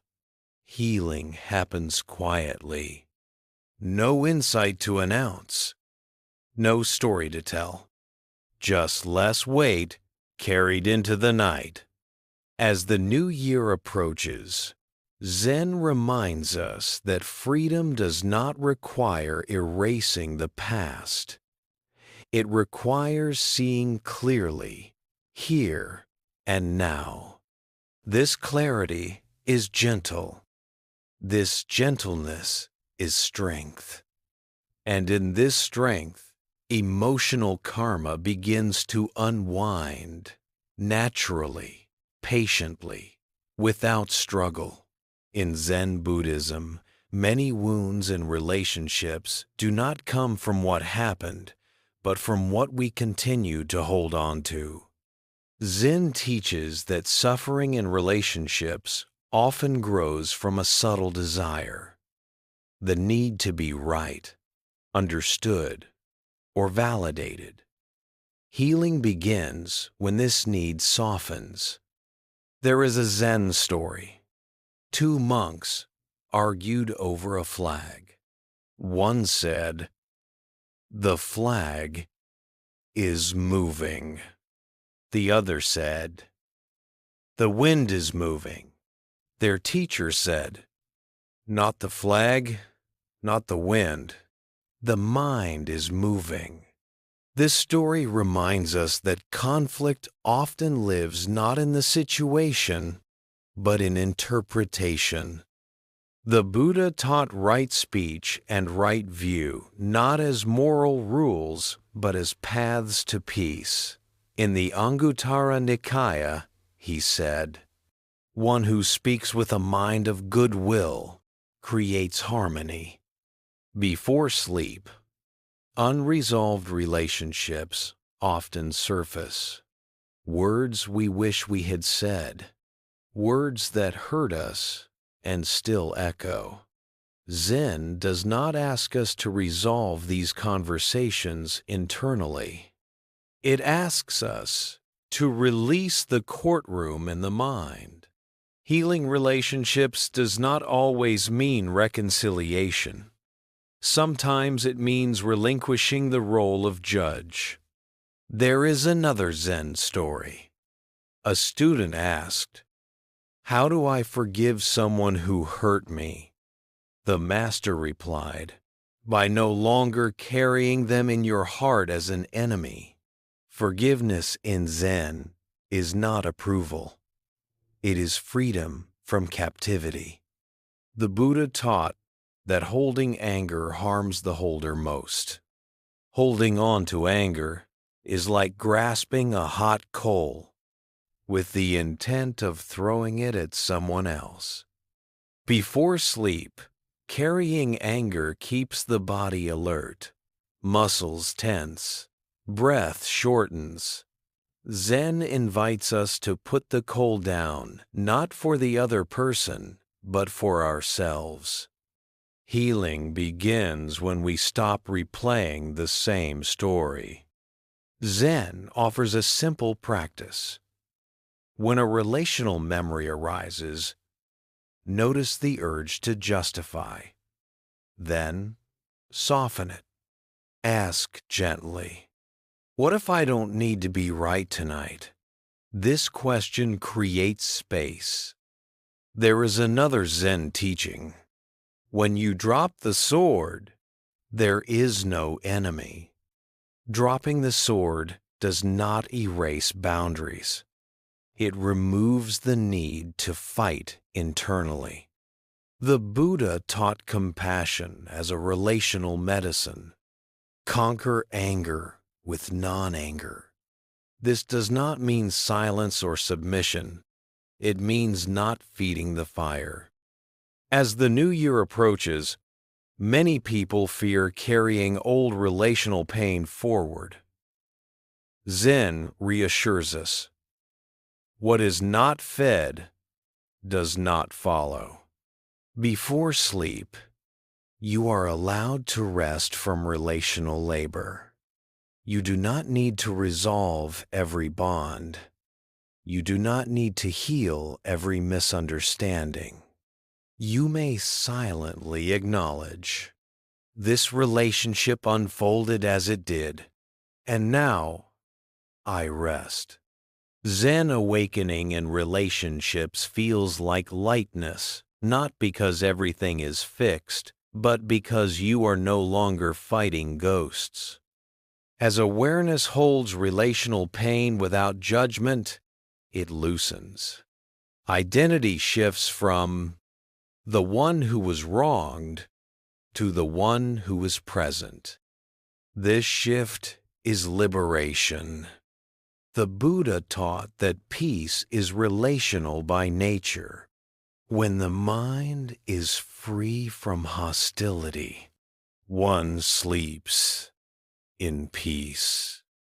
Before sleep, this teaching becomes practical wisdom. You are not required to carry others into your dreams. Healing relationships in Zen is not dramatic. It is quiet. It happens when the mind stops rehearsing. As the body rests, relational tension drains from the nervous system. Breath deepens. The heart feels less guarded. This is not forgetting. It is unbinding. In this unbinding, the new year can be met without old armor. And that, in Zen, is true healing. In Zen Buddhism, loneliness is not seen as a personal flaw. It is understood as a moment when the sense of separation becomes loud. Zen does not rush to remove loneliness. It listens to it until its message is fully heard. There is a Zen story. A monk said, "I feel alone, even among others." The master replied, "Then you are still standing outside yourself." This response is gentle, not critical. It points to a deep Zen insight. Loneliness often arises not from the absence of people, but from the absence of presence. The Buddha taught interbeing long before the word existed. In the Samyutta Nikaya, he said, "Whoever sees the Dhamma sees dependent arising. Nothing exists alone." Loneliness, appears when the mind forgets this truth. Before sleep, feelings of loneliness often surface more strongly. The world becomes quiet. Distractions fade. Zen treats this moment as sacred rather than problematic. A Zen teacher once said, "Loneliness is the doorway through which connection enters." This seems paradoxical, but Zen points out that when we stop running from loneliness, it transforms. Loneliness asks for attention, not correction. The Buddha taught mindfulness of feeling without judgment. He knows a feeling as a feeling. When loneliness is known simply as sensation tightness in the chest, heaviness in the stomach, it loses its story. It becomes energy, not identity. Zen invites a gentle inquiry. Can loneliness be felt without believing the story that says, "I am alone"? This inquiry opens space. There is another Zen story. A student asked, "What do I do when I feel separate from the world?" The master replied, "Listen carefully. The world is already touching you. Sound, breath, gravity, sensation, all are forms of contact. Before sleep, this contact becomes obvious. The bed supports the body. Breath moves without effort. The night air touches the skin. Loneliness begins to soften when we notice these simple connections. The Buddha taught that refuge is not only social, it is existential. Be islands unto yourselves. Be your own refuge. This does not mean isolation. It means intimacy with experience. Zen awakening within loneliness feels like a quiet realization. I am not separate from this moment. As the new year approaches, many people fear entering it alone. Zen reassures us, presence itself is companionship. You may silently acknowledge, breathing is happening. This moment is holding me. Zen does not deny the human need for relationship. It simply shows that connection begins before words, before roles. Loneliness dissolves not when someone arrives, but when resistance leaves. The Buddha taught compassion as universal connection. Just as I wish to be free from suffering, so do all beings. This shared wish connects us beyond distance. Before sleep, Zen invites us to rest in this shared humanity. You are not alone in feeling alone. As awareness widens, loneliness loses its sharp edge. It becomes quiet company rather than pain. The body relaxes. The heart opens slightly. Sleep arrives more easily. This is not the end of loneliness forever. It is the end of fighting it tonight. And that is enough. In Zen Buddhism, anxiety is not treated as an enemy. It is seen as a signal, a sign that the mind has stepped ahead of life and is trying to live in a moment that has not yet arrived. Zen does not argue with anxiety. It gently brings the mind back. There is a Zen story. A student asked, "Why am I always anxious about what comes next?" The master replied, "Because you are already there." This simple reply reveals the heart of anxiety. Living ahead of reality. The Buddha addressed this directly in the Bhattacharya Sutta. Do not chase after the future. The future is not yet reached. Anxiety arises when the mind abandons the present moment in search of safety elsewhere. Zen teaches that safety is found only where life is actually happening here. Before sleep, anxiety often intensifies. The mind reviews possibilities, imagines outcomes, prepares defenses. Zen invites a pause in this preparation. A Zen master once said, "You do not need to solve tomorrow tonight." This teaching is not avoidance. It is realism. The Buddha taught that suffering multiplies when we imagine beyond necessity. From worry arises distress. Zen offers a different medicine. Trust in the flow of causes and conditions. Trust does not mean optimism. It means alignment. In Zen, life is compared to a river. Anxiety appears when we try to control the current instead of learning how to float. There is another Zen story. A monk asked, "How do I cross the river of uncertainty?" The master replied, "By not dragging the shore with you." Letting go of certainty does not make you careless. It makes you responsive. And tender with third eo in Bayer eye. Before sleep, Zen invites the body to experience trust physically. When muscles release, the nervous system receives a message: I am not in danger. Breath deepens naturally. Heart rate slows. Anxiety loosens its grip. The Buddha taught mindfulness as a refuge from fear.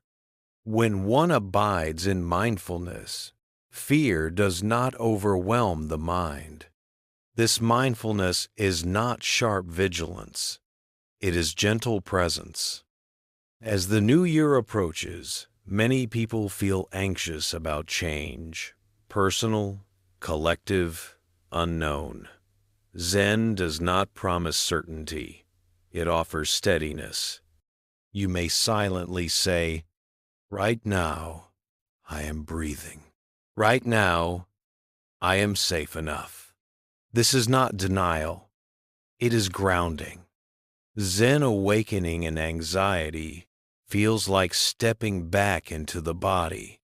Sensation replaces speculation. The present moment becomes solid again. Anxiety fades, not because the future is resolved, but because the mind returns home. The Buddha reassured his followers, "There is no fear for one whose mind is not filled with desire." Desire here includes the desire to control outcomes. Before sleep, Zen invites you to place the future gently outside the door. It will still be there in the morning. Trust is not something you force. It arises when resistance ends. As the body rests, anxiety naturally unwinds. Thought slows. Images soften. Sleep approaches. This is not surrender to helplessness. It is surrender to life's intelligence. As the year turns, Zen reminds us that the future unfolds whether we worry or not. Tonight, worrying is not required. You are allowed to rest inside the flow. And in that rest, the new year begins not with fear, but with trust. In Zen Buddhism, insecurity is not viewed as weakness. It is seen as a misunderstanding of where stability truly lives. Many people search for security in approval, certainty, or control. Zen quietly redirects that search inward, not to the ego, but to awareness itself. There is a Zen story.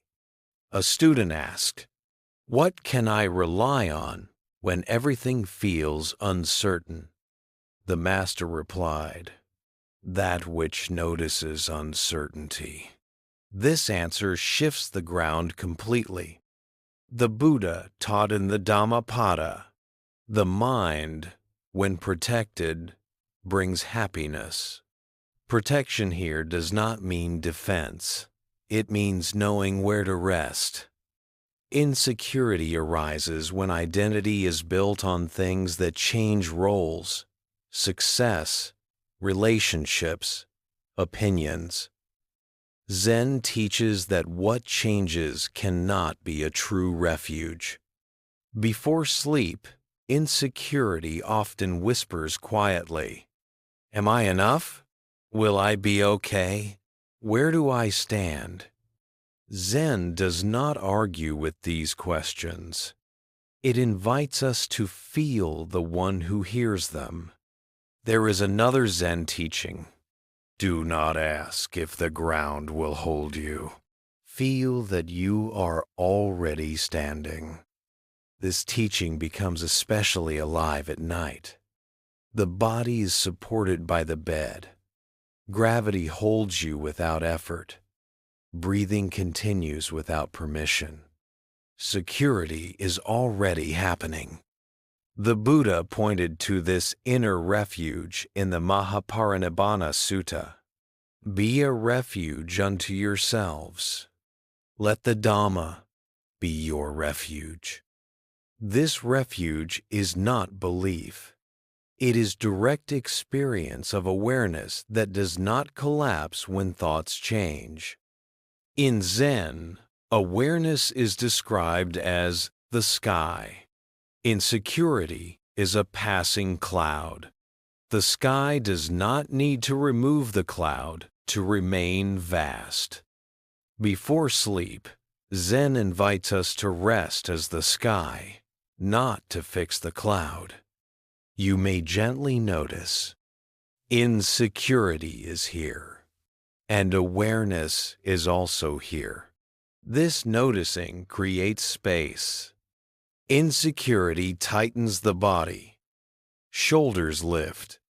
Jaw clenches. Zen invites softness, not as technique, but as trust.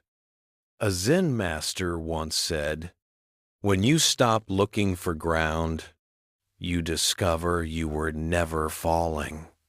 As the new year approaches, insecurity often grows louder. New beginnings awaken old doubts. Zen reassures us, you do not need to know who you will become. You only need to know where you are resting now. The Buddha taught non-self, not as philosophy, but as relief. This is not mine. This is not me. Insecurity weakens when it is no longer claimed as identity. Before sleep, Zen offers a simple refuge, the feeling of the body being held, the rhythm of breath, the quiet presence of awareness. This presence does not evaluate you. It does not demand proof. It does not leave. As awareness stabilizes, insecurity softens. It may not disappear, but it no longer dominates. This is healing. Healing does not mean becoming confident. It means no longer being ruled by doubt. Zen awakening in insecurity feels like quiet dignity. You are allowed to exist without justification. The Buddha taught that peace comes from non-dependence. Independent, the mind finds peace. Independence here does not mean isolation. As sleep arrives, insecurity loosens its grip, the body relaxes, the heart settles. You are not required to be certain tonight. You are allowed to rest in what is already steady. And in that resting, a deeper confidence grows not in outcomes, but in awareness itself. In Zen Buddhism, emptiness is not a problem to be solved. It is a doorway to understanding. Many people fear emptiness because they confuse it with meaninglessness. Zen teaches the opposite. Emptiness is what allows meaning to breathe. There is a Zen story. A student said, "I feel empty inside." The master replied, "Good. Now there is space." This response is not dismissive. It points to a truth easily missed. What feels empty is often what is no longer burdened. The Buddha taught sunyata emptiness, not as absence, but as freedom from fixation. In the Prajnaparamita teachings, it is said, "Form is emptiness. Emptiness is form." Emptiness means that nothing exists independently, rigidly, or permanently. When we understand this, the weight of needing life to have a fixed meaning begins to lift. Before sleep, feelings of emptiness often surface. When the day's roles fall away, the question quietly appears, if I stop doing, who am I? Zen does not rush to answer. It invites us to stay with the question without fear. A Zen master once said, "When you stop filling the cup, you finally taste the water." Much of what we call emptiness is the absence of distraction. When stimulation fades, the nervous system feels exposed. Zen treats this exposure as an opportunity. The Buddha taught awareness of mind without clinging. He knows the mind as mind. When emptiness is known simply as sensation, a hollow feeling in the chest, a quiet stillness in the mind, it loses its threat. It becomes openness. Zen invites a gentle recognition. This space is not against me.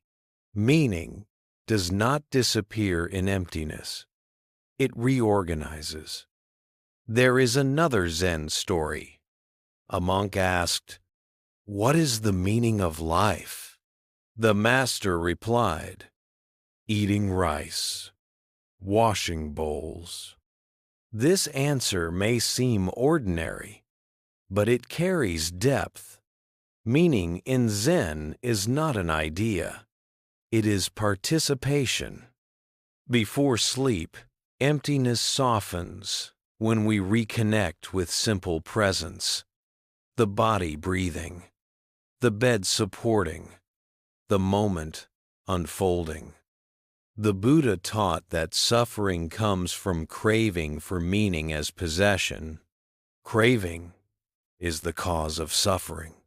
Craving here includes the need for life to feel significant in a particular way. Zen suggests a quieter meaning. Being alive is enough. As the new year approaches, many people feel pressure to define purpose, set direction, justify existence. Zen reassures us, meaning does not need to be decided tonight. Emptiness is not a verdict. It is a pause. In that pause, something new can emerge, not forced, not planned. Zen awakening within emptiness feels like relief. There is nothing to prove, nothing to perform. You may silently note, this space is allowed. As the body rests, emptiness becomes spaciousness. Spaciousness becomes calm. Calm becomes gentle joy, not excitement, but ease. The Buddha taught joy as a natural factor of awakening. From calm comes happiness. This happiness is quiet. It does not announce itself. Before sleep, Zen invites us to trust that meaning arises from presence, not pressure.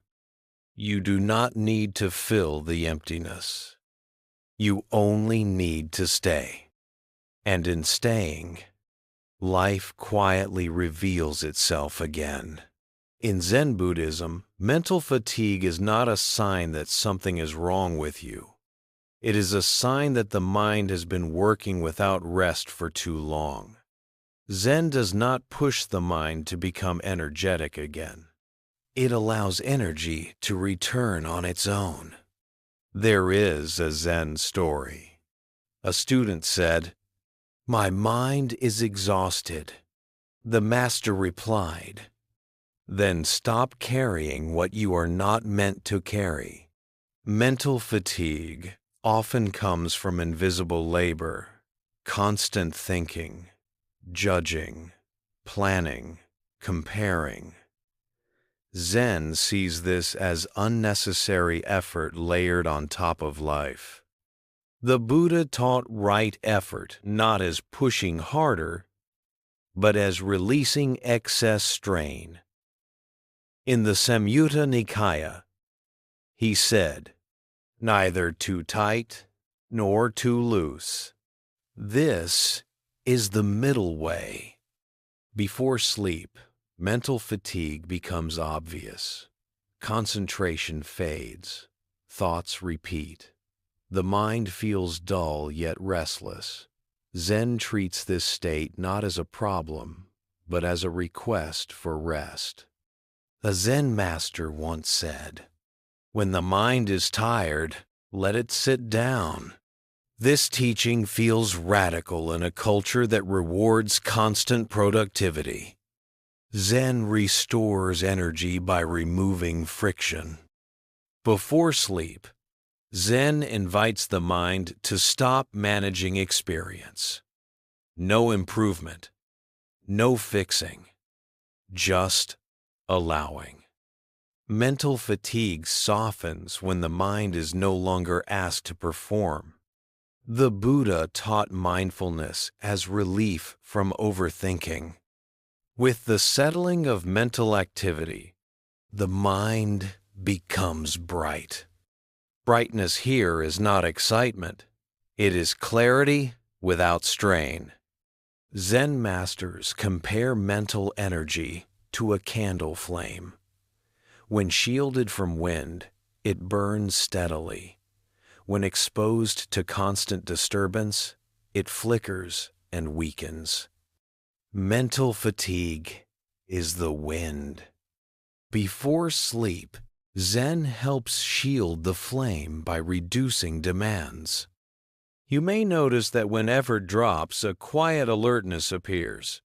This is natural energy, not forced motivation.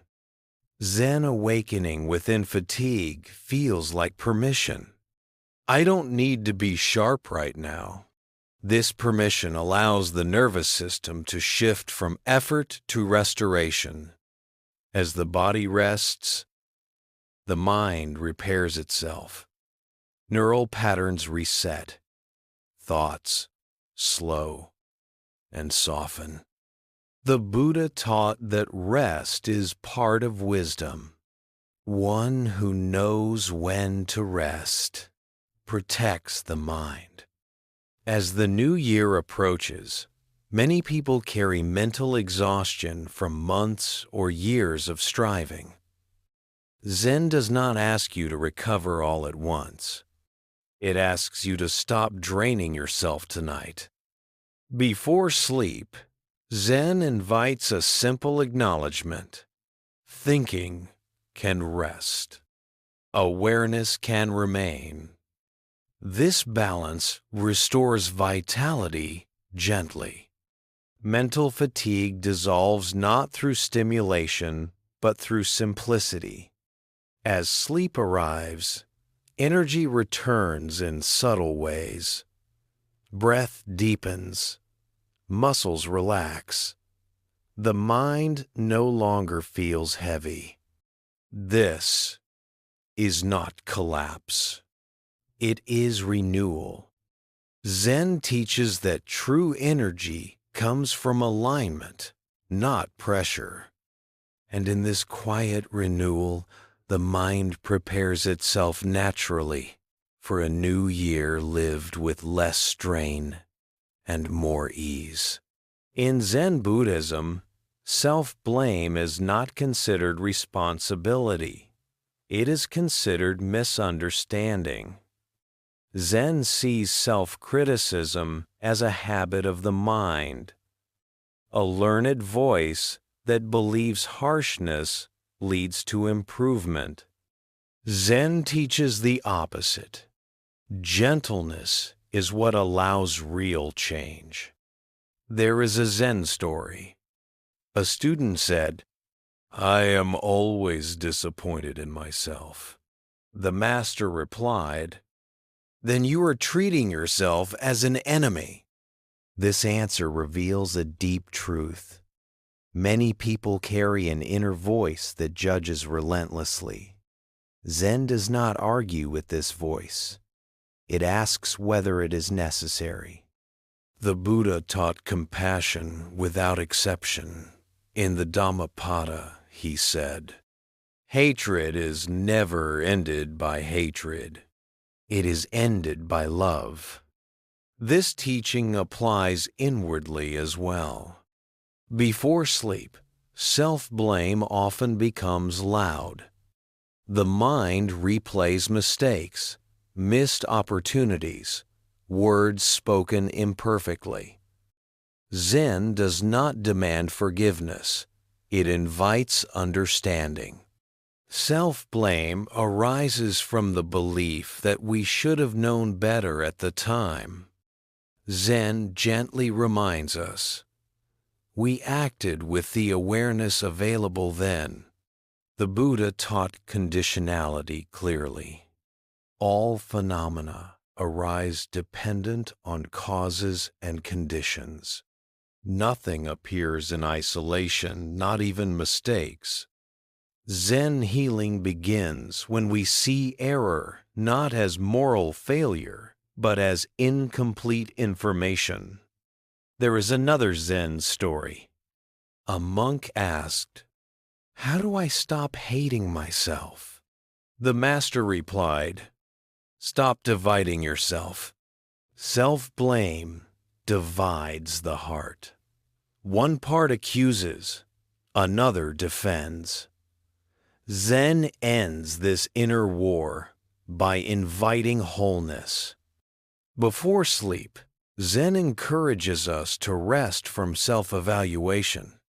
You are not required to assess your worth tonight.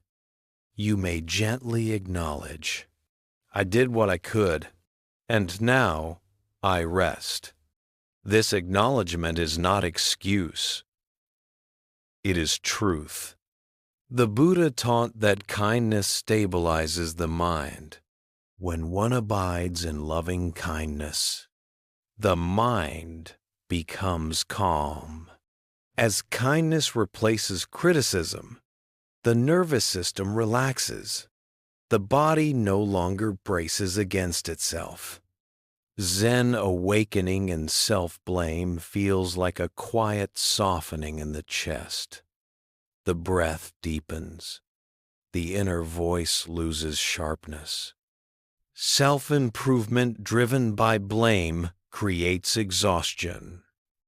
Zen growth arises from care. As the new year approaches, many people carry a list of personal shortcomings. Zen offers a different beginning. Start with mercy. Mercy does not mean lowering standards. It means removing cruelty. Zen masters often say, "You cannot punish yourself into peace." Before sleep, Zen invites a simple gesture. Place a hand over the heart. Feel warmth. Feel presence. This is not symbolism. It is nervous system repair. The Buddha taught that peace begins within. Peace comes from within. Do not seek it without. Self-blame looks outward for correction. Zen turns inward for understanding. As awareness holds the self gently, blame dissolves. Identity shifts from the one who failed to the one who is aware. This shift is freedom. Before sleep, you are allowed to stop judging. You are allowed to be human. Healing self-blame does not require insight. It requires kindness. And in that kindness, the heart finally rests. In Zen Buddhism, true healing is often described as carrying less, not becoming more disciplined, not becoming stronger, simply carrying less of what was never necessary to begin with. There is a Zen story told at the end of long retreats. A monk asked, "What should I bring with me when I leave the monastery?" The master replied, "Only what you truly need." The monk looked confused. The master added, "Then you will realize how little that is." This teaching gently closes the work of healing. Zen does not aim to perfect the self. It aims to free the self from excess weight. Throughout this part of the journey, we have seen how suffering grows when the mind insists on holding the past, emotional habits, relationships, fear, self-judgment, emptiness, misunderstood. Zen gathers these gently and places them down. The Buddha summarized this freedom simply in the Dhammapada. Let go of the past. Let go of the future.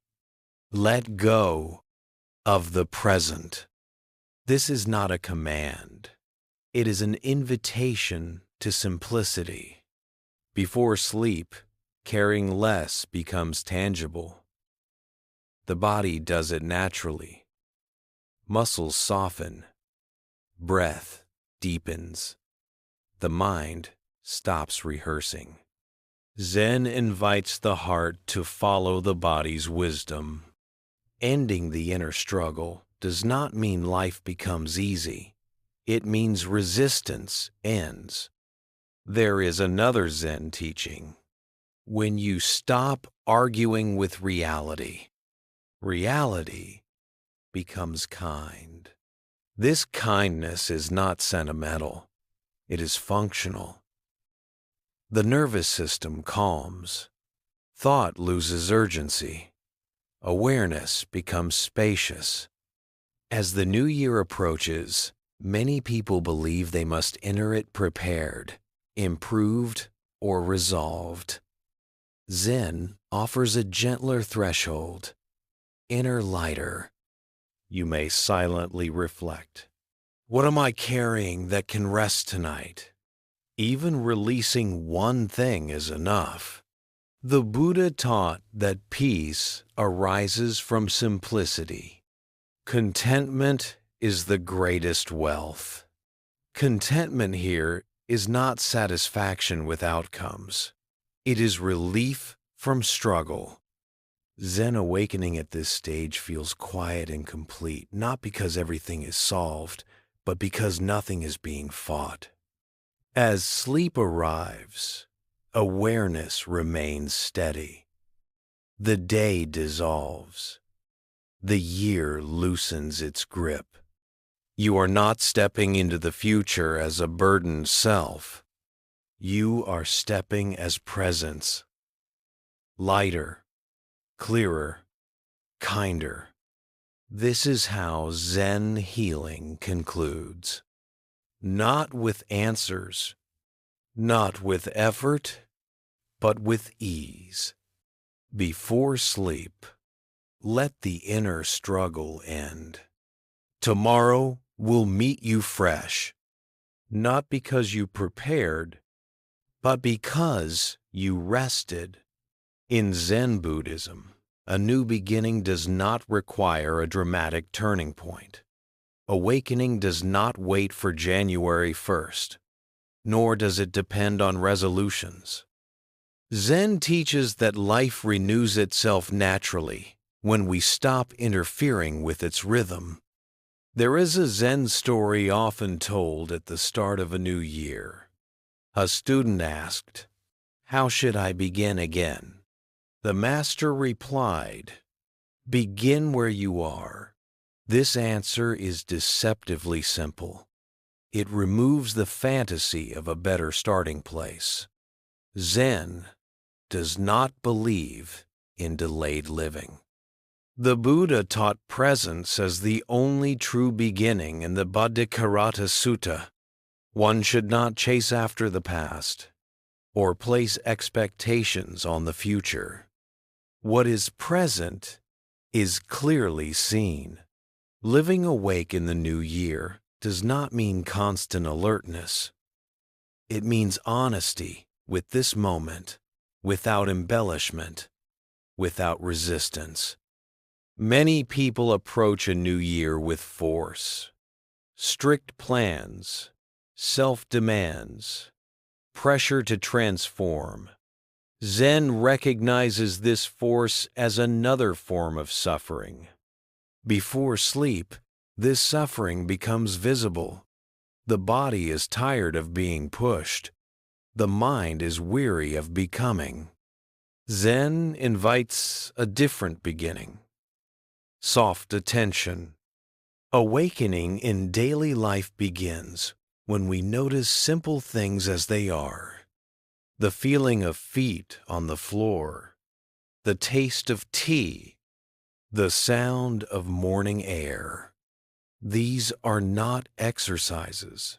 They are reminders. The Buddha taught mindfulness as remembrance. Mindfulness is the path to the deathless. Remembrance of what? Of being alive. There is another Zen story. A monk asked, "What is practice in ordinary life?"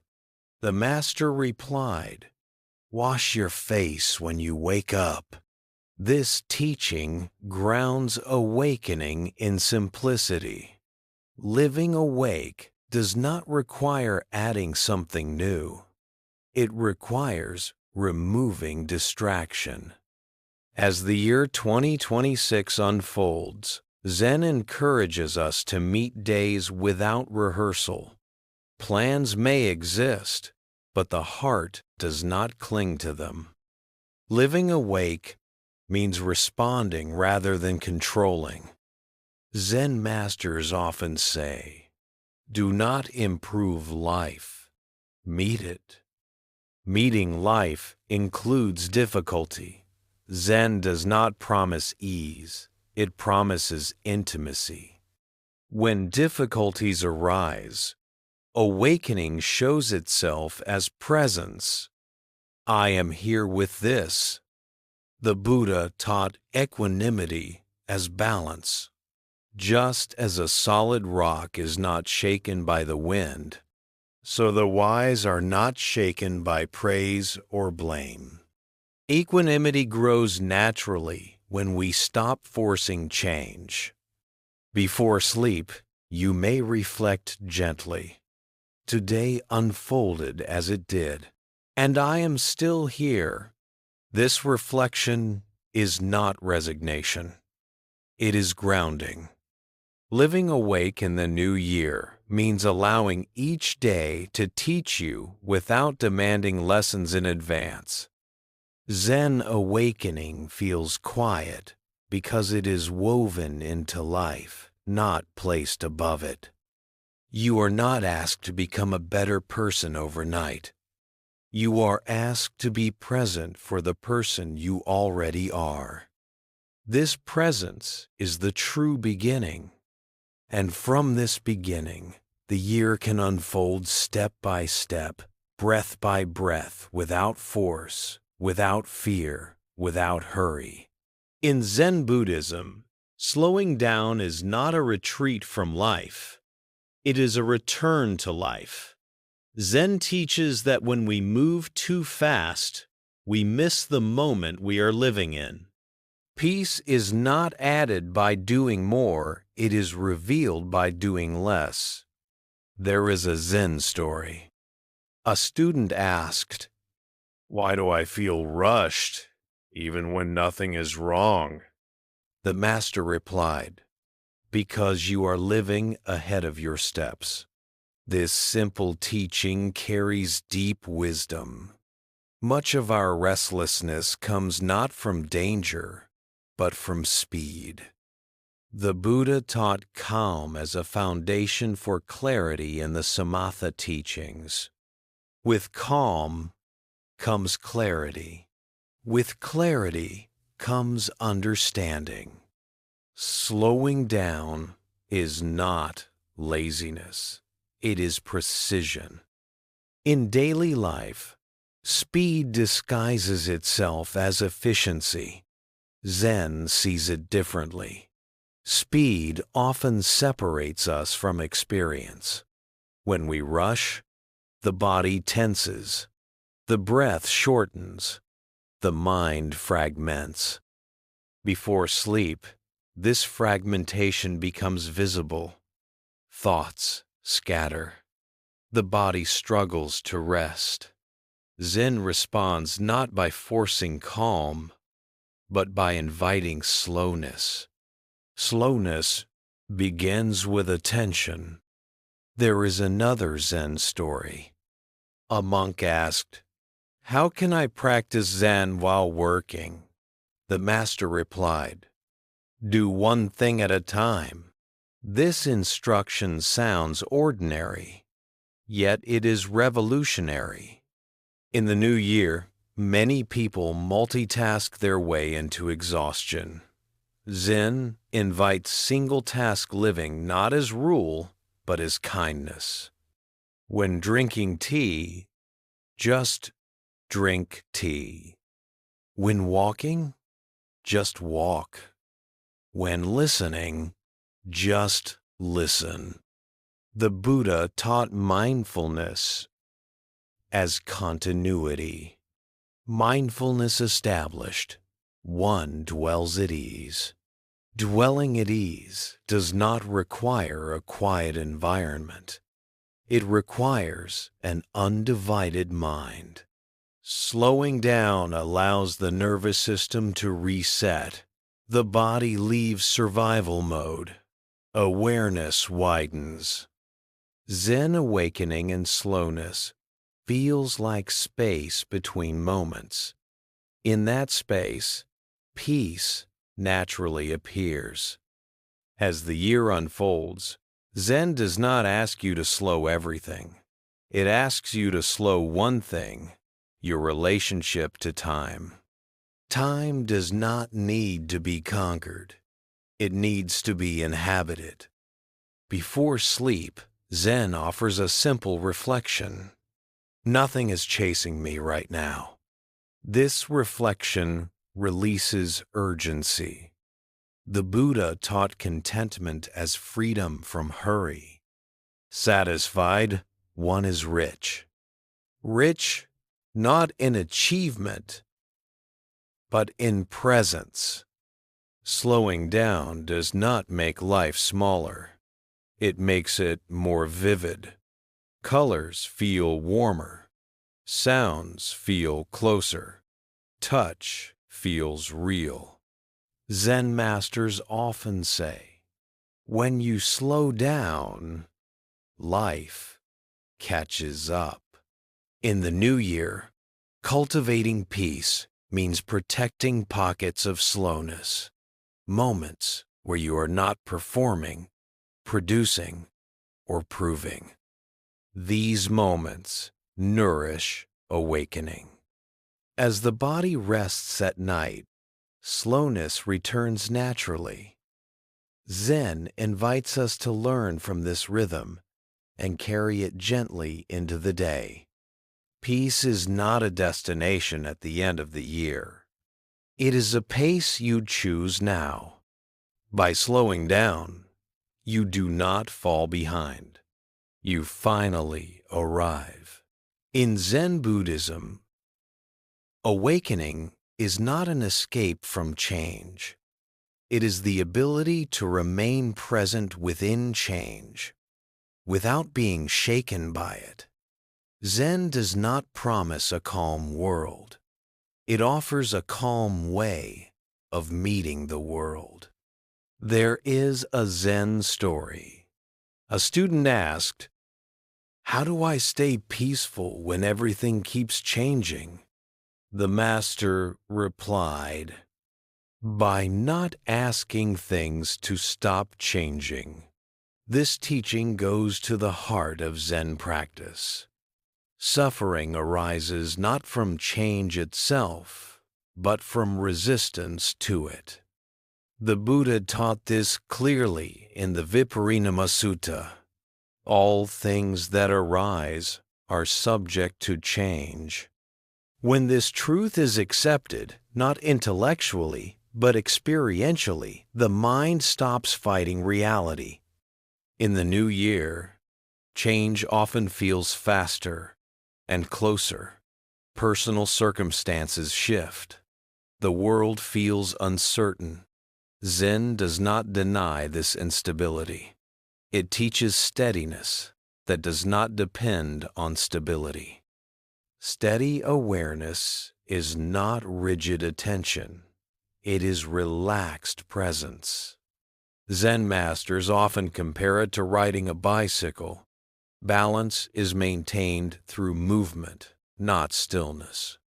Before sleep, this wisdom becomes clear. The body adjusts naturally. Breath changes. Awareness adapts without instruction. Zen invites us to trust this adaptive intelligence. There is another Zen story. A monk complained, "My mind is unsettled by change." The master replied, "Then stop trying to settle it. Peace does not come from controlling experience. It comes from allowing experience to move freely." The Buddha taught equanimity as freedom from inner disturbance. The mind that is steady knows peace. This steadiness is not emotional numbness. It is openness without clinging. In daily life, Zen practice means noticing change without dramatizing it. A plan changes. A mood shifts. A relationship evolves. Awareness remains. You may silently note, change is happening, and awareness is still here. This simple recognition prevents overwhelm. Zen awakening in changing times feels like being rooted while flexible, like bamboo, strong, yet able to bend. As the year unfolds, Zen does not ask you to withdraw from the world to stay peaceful. It asks you to stop bracing against it. Before sleep, Zen offers a quiet reflection. Today changed, and I am still here. This reflection restores confidence. The Buddha taught non-attachment as resilience. When one does not cling, one is not shaken. Clinging creates fragility. Letting go creates strength. Steady awareness allows you to participate fully in life without being consumed by it. You respond rather than react. This responsiveness is the fruit of practice. In the new year, cultivating steady awareness means choosing presence over prediction, feeling over thinking, listening over reacting. Zen does not promise certainty. It promises companionship, awareness, walking with you through change. As sleep approaches, the mind naturally releases its grip. Change slows in perception. Awareness widens. This widening is peace. You do not need the world to settle. You only need to stop fighting its movement. And in that stopping, you discover a steadiness that moves with life. Quiet, resilient, awake. In Zen Buddhism, letting go is often misunderstood as withdrawal or indifference. Zen teaches something more subtle. Letting go is full participation without possession. You are present, engaged, and alive without clinging to outcomes. There is a Zen story. A student asked, "If I let go, will I lose what I love?" The master replied, "You only lose what you try to own." This teaching reveals the heart of non-attachment. Clinging narrows life. Letting go widens it. The Buddha taught non-attachment as liberation in the Alagaddupama Sutta. One who clings suffers. One who does not cling is free. Freedom here does not mean distance from life. It means intimacy without fear. In the new year, many people fear letting go because they believe it will make them careless or cold. Zen reassures us. Letting go makes us responsive, not detached. Before sleep, letting go happens naturally. The body releases effort. The mind loosens its grip. Zen invites us to notice this wisdom and learn from it. Letting go begins with noticing where effort is unnecessary. There is another Zen story. A monk asked, "What should I release?" The master replied, "Whatever you are holding, that is not holding you." This question brings clarity. We hold expectations that do not support us. We hold identities that exhaust us. We hold worries that do not protect us. Zen invites a gentle inventory, not to judge, but to soften. The Buddha taught that suffering is optional when clinging ends. From grasping comes fear. From letting go comes peace. Letting go does not mean abandoning responsibility. It means carrying responsibility without anxiety. As the year unfolds, Zen practice means meeting each situation fully, then releasing it when it passes. No replay, no hoarding of emotion. You may silently practice. This moment is here, and now it is changing. This recognition dissolves attachment naturally. Zen awakening through letting go feels like openness in the chest. Breath flows. The body does not brace. You are no longer guarding the future or preserving the past. You are living The Buddha taught joy as the fruit of release. With the fading of clinging, joy arises. This joy is quiet. It feels like lightness rather than excitement. In daily life, letting go means allowing success, without pride, and difficulty without despair.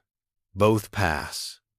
Zen masters often say, hold life like you hold a bird, gently enough not to crush it, firmly enough not to drop it. This balance is wisdom. Before sleep, Zen invites a simple closing. Nothing needs to be held overnight. As the body rests, awareness remains free. The heart softens. The mind settles into trust. Living with letting go does not make life smaller. It makes it breathable. And in this breathability, the new year unfolds with less fear and more grace, moment by moment, exactly as it is. In Zen Buddhism, gratitude is not a polite response to good fortune. It is a way of seeing. When awareness becomes clear, gratitude arises naturally, not because life is perfect, but because life is present. There is a Zen story. A student asked, "What should I practice every day?" The master replied, "Notice what is already given." This answer points to a deep Zen truth. Joy is often overlooked because it is ordinary. The Buddha taught contentment as a foundation of happiness in the Dhammapada. Contentment is the greatest wealth. This wealth does not depend on circumstances. It depends on perception.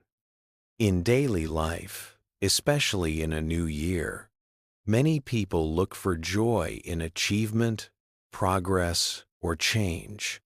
Zen invites us to look closer at what is already here. Before sleep, gratitude becomes especially accessible. The body has carried you through the day. Breath continues without request. Awareness remains present. Zen does not ask us to force gratitude. It asks us to notice support. Support appears in simple forms: the floor beneath your feet, the warmth of a blanket, the quiet after noise. These are not small things. They are the fabric of living. The Buddha taught mindfulness of the body as a source of appreciation. Contemplating the body in the body, one abides independent, not clinging. When we notice the body's cooperation, resistance softens. Joy appears quietly. There is another Zen story. A monk complained, "My life feels empty." The master handed him a bowl of rice. "Eat," he said. The monk ate in silence. Afterward, the master asked, "Was that empty?" This story reminds us that joy is often missed because we are looking elsewhere.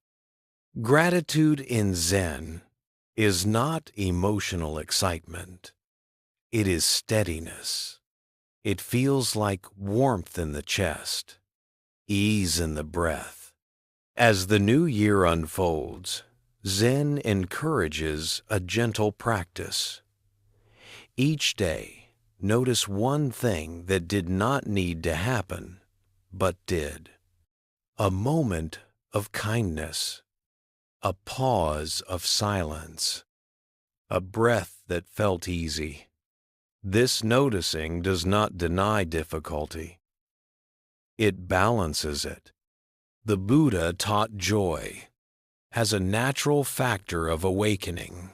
From mindfulness arises joy.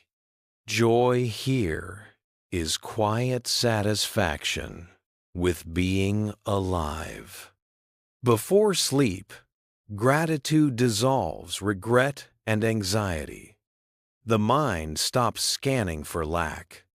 The heart rests. You may gently reflect. Today offered this. No comparison. No expectation. Zen awakening through gratitude feels grounded. You are not floating above life. You are standing within it. Gratitude also protects peace. When appreciation is present, craving loses momentum. The Buddha taught this clearly. One who is content sleeps peacefully. In the new year, cultivating gratitude means training attention, not forcing positivity, but recognizing reality's generosity. Even difficult days offer support. Lessons learned, strength discovered, compassion awakened. Zen does not demand gratitude for suffering. It allows gratitude alongside it. Before sleep, this coexistence feels honest and healing. As the body rests, gratitude settles like a gentle weight, steady, reassuring. Joy does not need fireworks. It needs attention.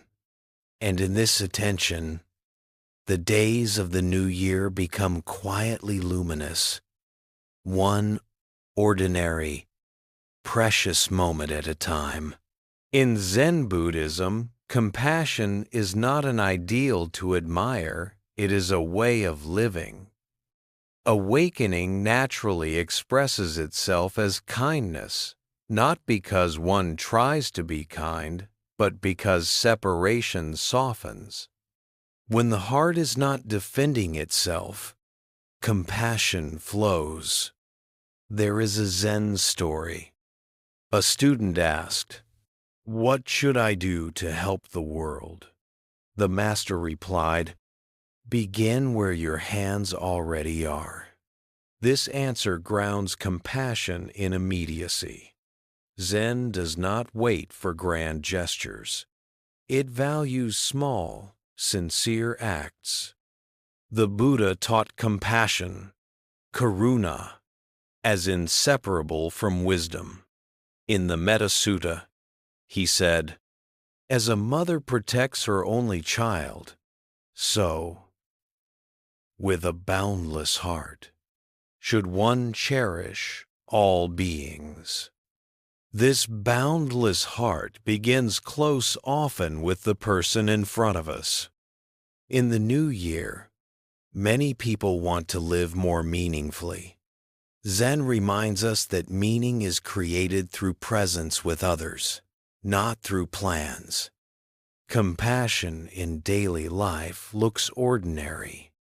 Listening without interrupting, speaking gently when tired, pausing before reacting. These acts may seem small, but they change the atmosphere around us. Before sleep, compassion can be practiced inwardly as well. The Buddha taught self-kindness as part of the path. One who loves himself will not harm another. And without stand,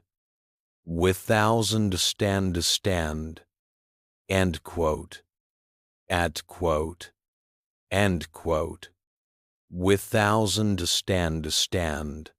When we are gentle with ourselves, gentleness becomes natural with others. Zen does not force moral behavior. It cultivates clarity. From clarity Compassion arises effortlessly. There is another Zen story. A monk asked, "How do I know if I am awakening?" The master replied, "When fewer people feel hurt around you." This response shifts focus from internal experiences to relational impact. As the year unfolds, compassion protects peace. It dissolves conflict before it grows. It turns misunderstanding into curiosity. Zen compassion is not sentimental. It includes boundaries. It does not sacrifice truth. It speaks honestly, without cruelty. The Buddha taught right action as a path to peace. Act in ways that lead to the welfare of many. Welfare begins with intention. Before sleep, you may gently review the day, not to judge, but to notice moments of kindness, given or received. This noticing strengthens the habit of compassion. You may reflect, where did gentleness appear today? This reflection nourishes awakening. Compassion also reconnects us to shared humanity. In recognizing another's struggle, we soften our own. Zen awakening through compassion feels warm and steady. The heart opens without losing balance. As the new year progresses, living compassionately does not require perfection. It requires sincerity. One sincere act can shift an entire day. Zen masters often say, "Peace spreads faster than conflict when someone chooses to be kind." Before sleep, compassion allows the heart to rest without regret. Relationships feel lighter. The mind releases tension.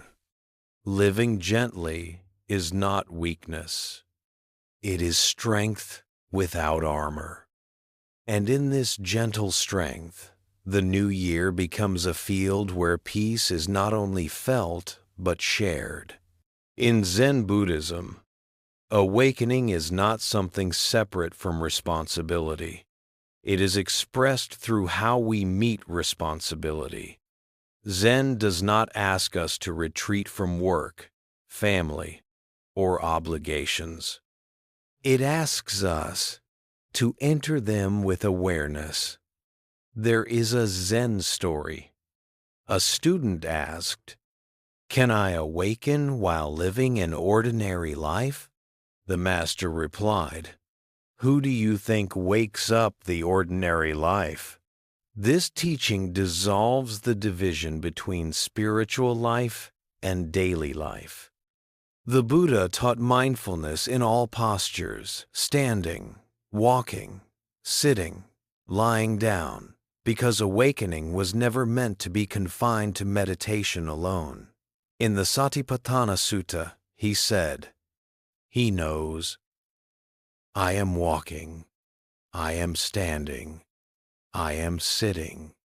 This knowing transforms responsibility from burden into practice. In the new year, many people feel overwhelmed by roles: worker, parent, partner, caretaker. Zen does not minimize this weight. It teaches how to carry it without being crushed. Mindful responsibility begins with presence. When working, work fully. When listening, listen fully. When resting, rest fully. Fragmentation creates exhaustion. Presence restores energy. There is another Zen story. A monk asked, "How do I balance practice and duty?" The master replied, "By not carrying yesterday into today." This advice is especially helpful in daily life. Many responsibilities feel heavy because they are layered with resentment, memory, or fear. Zen invites us to meet each task as it appears without rehearsal. The Buddha taught right livelihood as ethical clarity, not perfection. Live in ways that do not cause harm. Harm includes neglecting oneself. Mindful responsibility includes knowing when to pause. Zen does not glorify overwork. It values sustainability. Before sleep, Zen offers a gentle review. Did I meet today honestly? Not efficiently. Not flawlessly. Honestly. Honesty means acknowledging limits. As the year unfolds, staying awake amid responsibility means allowing imperfection. Mistakes happen. Plans change. Energy fluctuates. Zen awakening does not require mastery. It requires sincerity. When family life feels demanding, Zen invites patience. When work feels stressful, Zen invites clarity. When responsibility feels endless, Zen invites breath. The Buddha taught balance as wisdom. Just as a lute string tuned too tight will break, so too the mind. Responsibility carried with tension leads to burnout. Responsibility carried with awareness becomes service. Zen awakening in daily duties feels grounded. You are not floating above life, nor drowning in it. You are standing within it. As the new year continues, mindful responsibility protects peace. It prevents resentment. It keeps the heart open. Before sleep, the body recognizes honest effort. Muscles release. The mind rests without guilt. You may reflect, I showed up as I could today. This reflection is enough. Awakening does not remove responsibility. It removes resistance. And in that removal, daily life becomes not an obstacle to peace, but its expression. In Zen Buddhism, practice is not measured by intensity. It is measured by continuity. Awakening does not come from doing a lot at once, but from returning again and again, gently, patiently, without self-violence. There is a Zen story. A student asked, "How much should I practice each day?" The master replied, "Enough to return tomorrow." This answer protects the heart from burnout. Zen understands that pressure breaks continuity, while gentleness preserves it. The Buddha taught the middle way as freedom from extremes. In the Samyutta Nikaya, he said, "Avoiding extremes, the Tathagata teaches the middle path." This path applies not only to philosophy, but to daily practice. In the new year, many people begin with enthusiasm and end with exhaustion. Zen does not demand heroic effort. It invites realistic devotion. Practice can be small. 3 conscious breaths, 1 mindful step, a single moment of pause before speaking. These moments accumulate quietly. Zen masters often say, "A small fire, tended daily, warms the whole house." Before sleep, gentle practice might mean simply noticing the breath without changing it. No technique, no goal. This non-goal orientation is essential. Zen practice collapses when it becomes another self-improvement project. The Buddha taught non-striving as wisdom. There is nothing to be added, nothing to be removed. Continuity means allowing practice to fit life, not forcing life to fit practice. Some days you will feel present, some days distracted. Zen welcomes both. The practice is not presence. The practice is returning. As the year unfolds, Zen encourages kindness toward inconsistency. Missing a day is not failure. Noticing that you missed it is already awareness. Before sleep, you may gently acknowledge, "Practice happened today," even if it was small. This acknowledgement sustains momentum without pressure. Zen awakening through continuity feels stable. There is no rush, no countdown, no finish line. You are not trying to arrive somewhere else. You are learning to stay. The Buddha taught perseverance as calm confidence, not force. Steady effort leads to peace. Steady does not mean constant. It means returning when possible. Gentle continuity also protects joy. When practice is light, joy remains accessible. When practice becomes heavy, joy disappears. Zen keeps practice alive by keeping it human. As the new year progresses, gentle continuity allows awakening to weave itself into ordinary life quietly, invisibly, naturally. Before sleep, Zen invites a final softness. Tomorrow, I will return again. No promise of perfection, only presence. And in this returning day after day, breath after breath, the practice continues, alive and unforced, carrying peace gently through the year. In Zen Buddhism, peace is not the absence of difficulty. It is the ability to remain present and balanced when difficulty arises. Zen does not promise a smooth year. It offers a steady heart within an uneven path. There is a Zen story. A student asked, "How do I stay calm when life becomes hard?" The master replied, "By not making it harder than it already is." This teaching goes straight to the core of suffering. Pain may arise, but much of our distress comes from resistance, fear, and mental struggle layered on top of pain. The Buddha taught this clearly in the Salatha Sutta. The uninstructed person is struck by two arrows, one physical, one mental.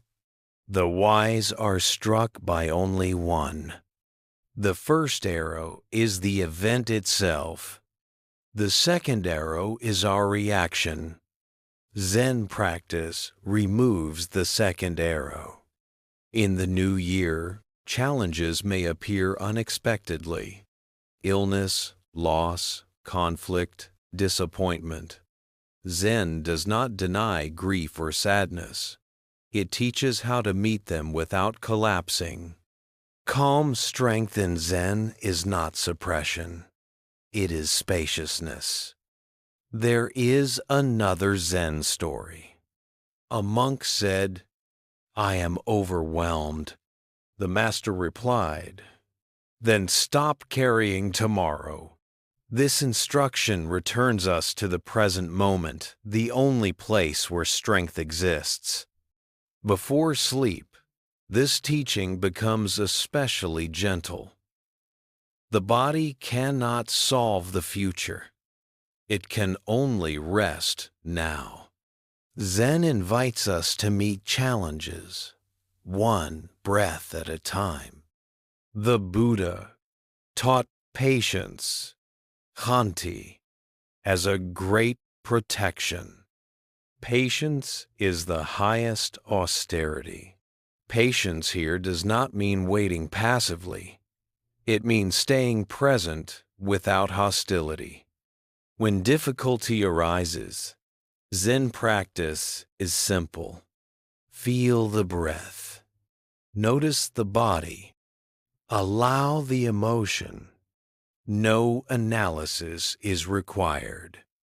Calm strength appears when the nervous system is allowed to settle.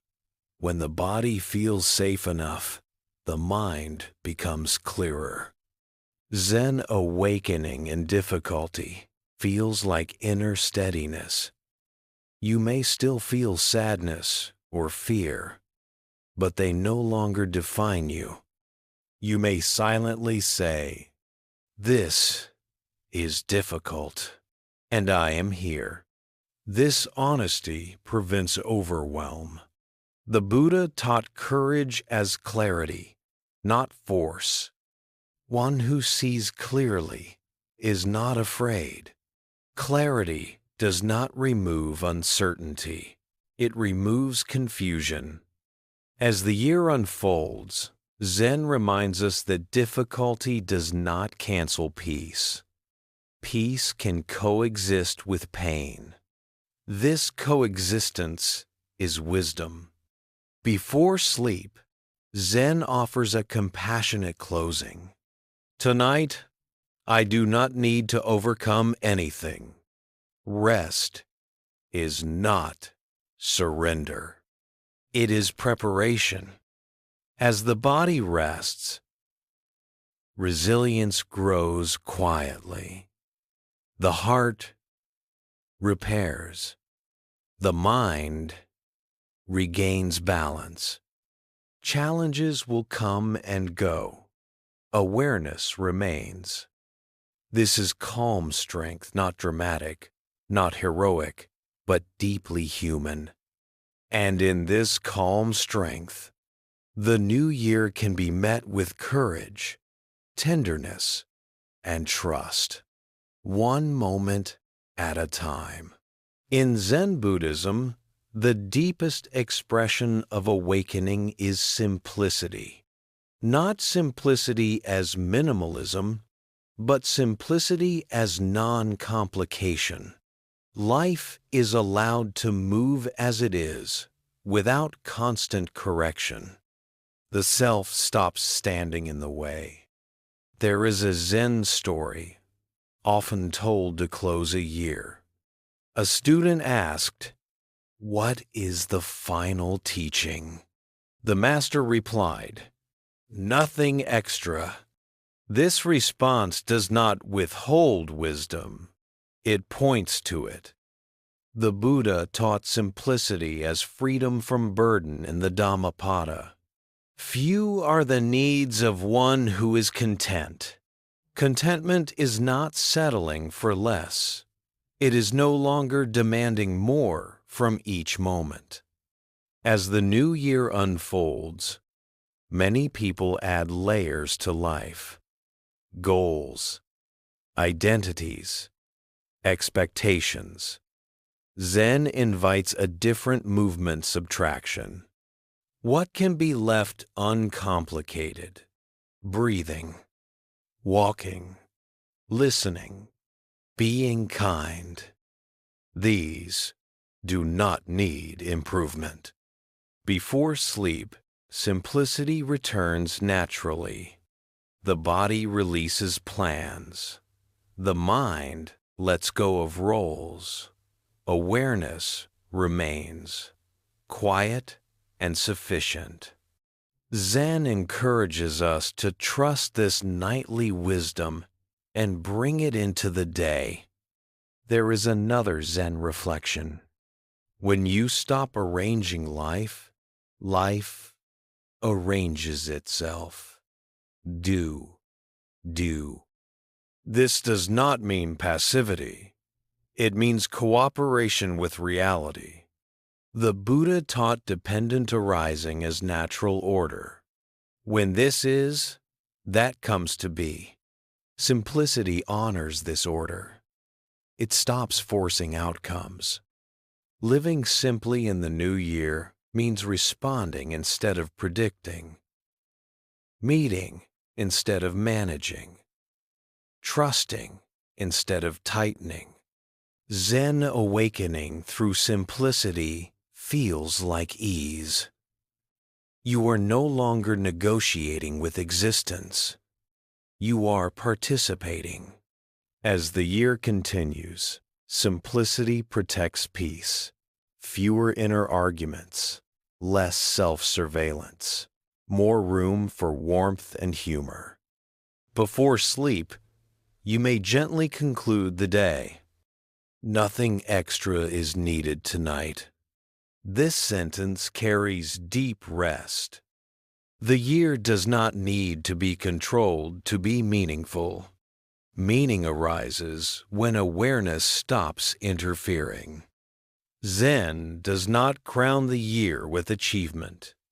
It blesses it with presence. And in this presence, simple, open, unforced, the new year lives through you, quietly, wisely, one ordinary moment at a time.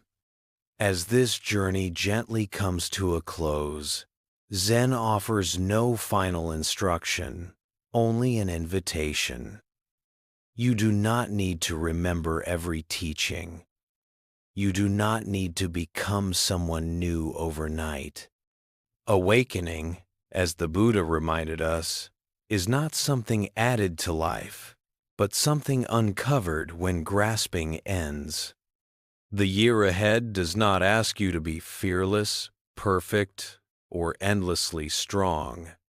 It only asks you to be present one breath at a time. Peace is not waiting at the finish line of improvement. It is already here, quietly accompanying you, even now. The Buddha taught, "Peace comes from within. Do not seek it without." As you rest tonight, allow the heart to soften. Let the mind release its planning. Let the body do what it knows how to do, restore itself. A peaceful new year does not begin with control. It begins with trust. Trust that awareness is steady. Trust that life unfolds moment by moment.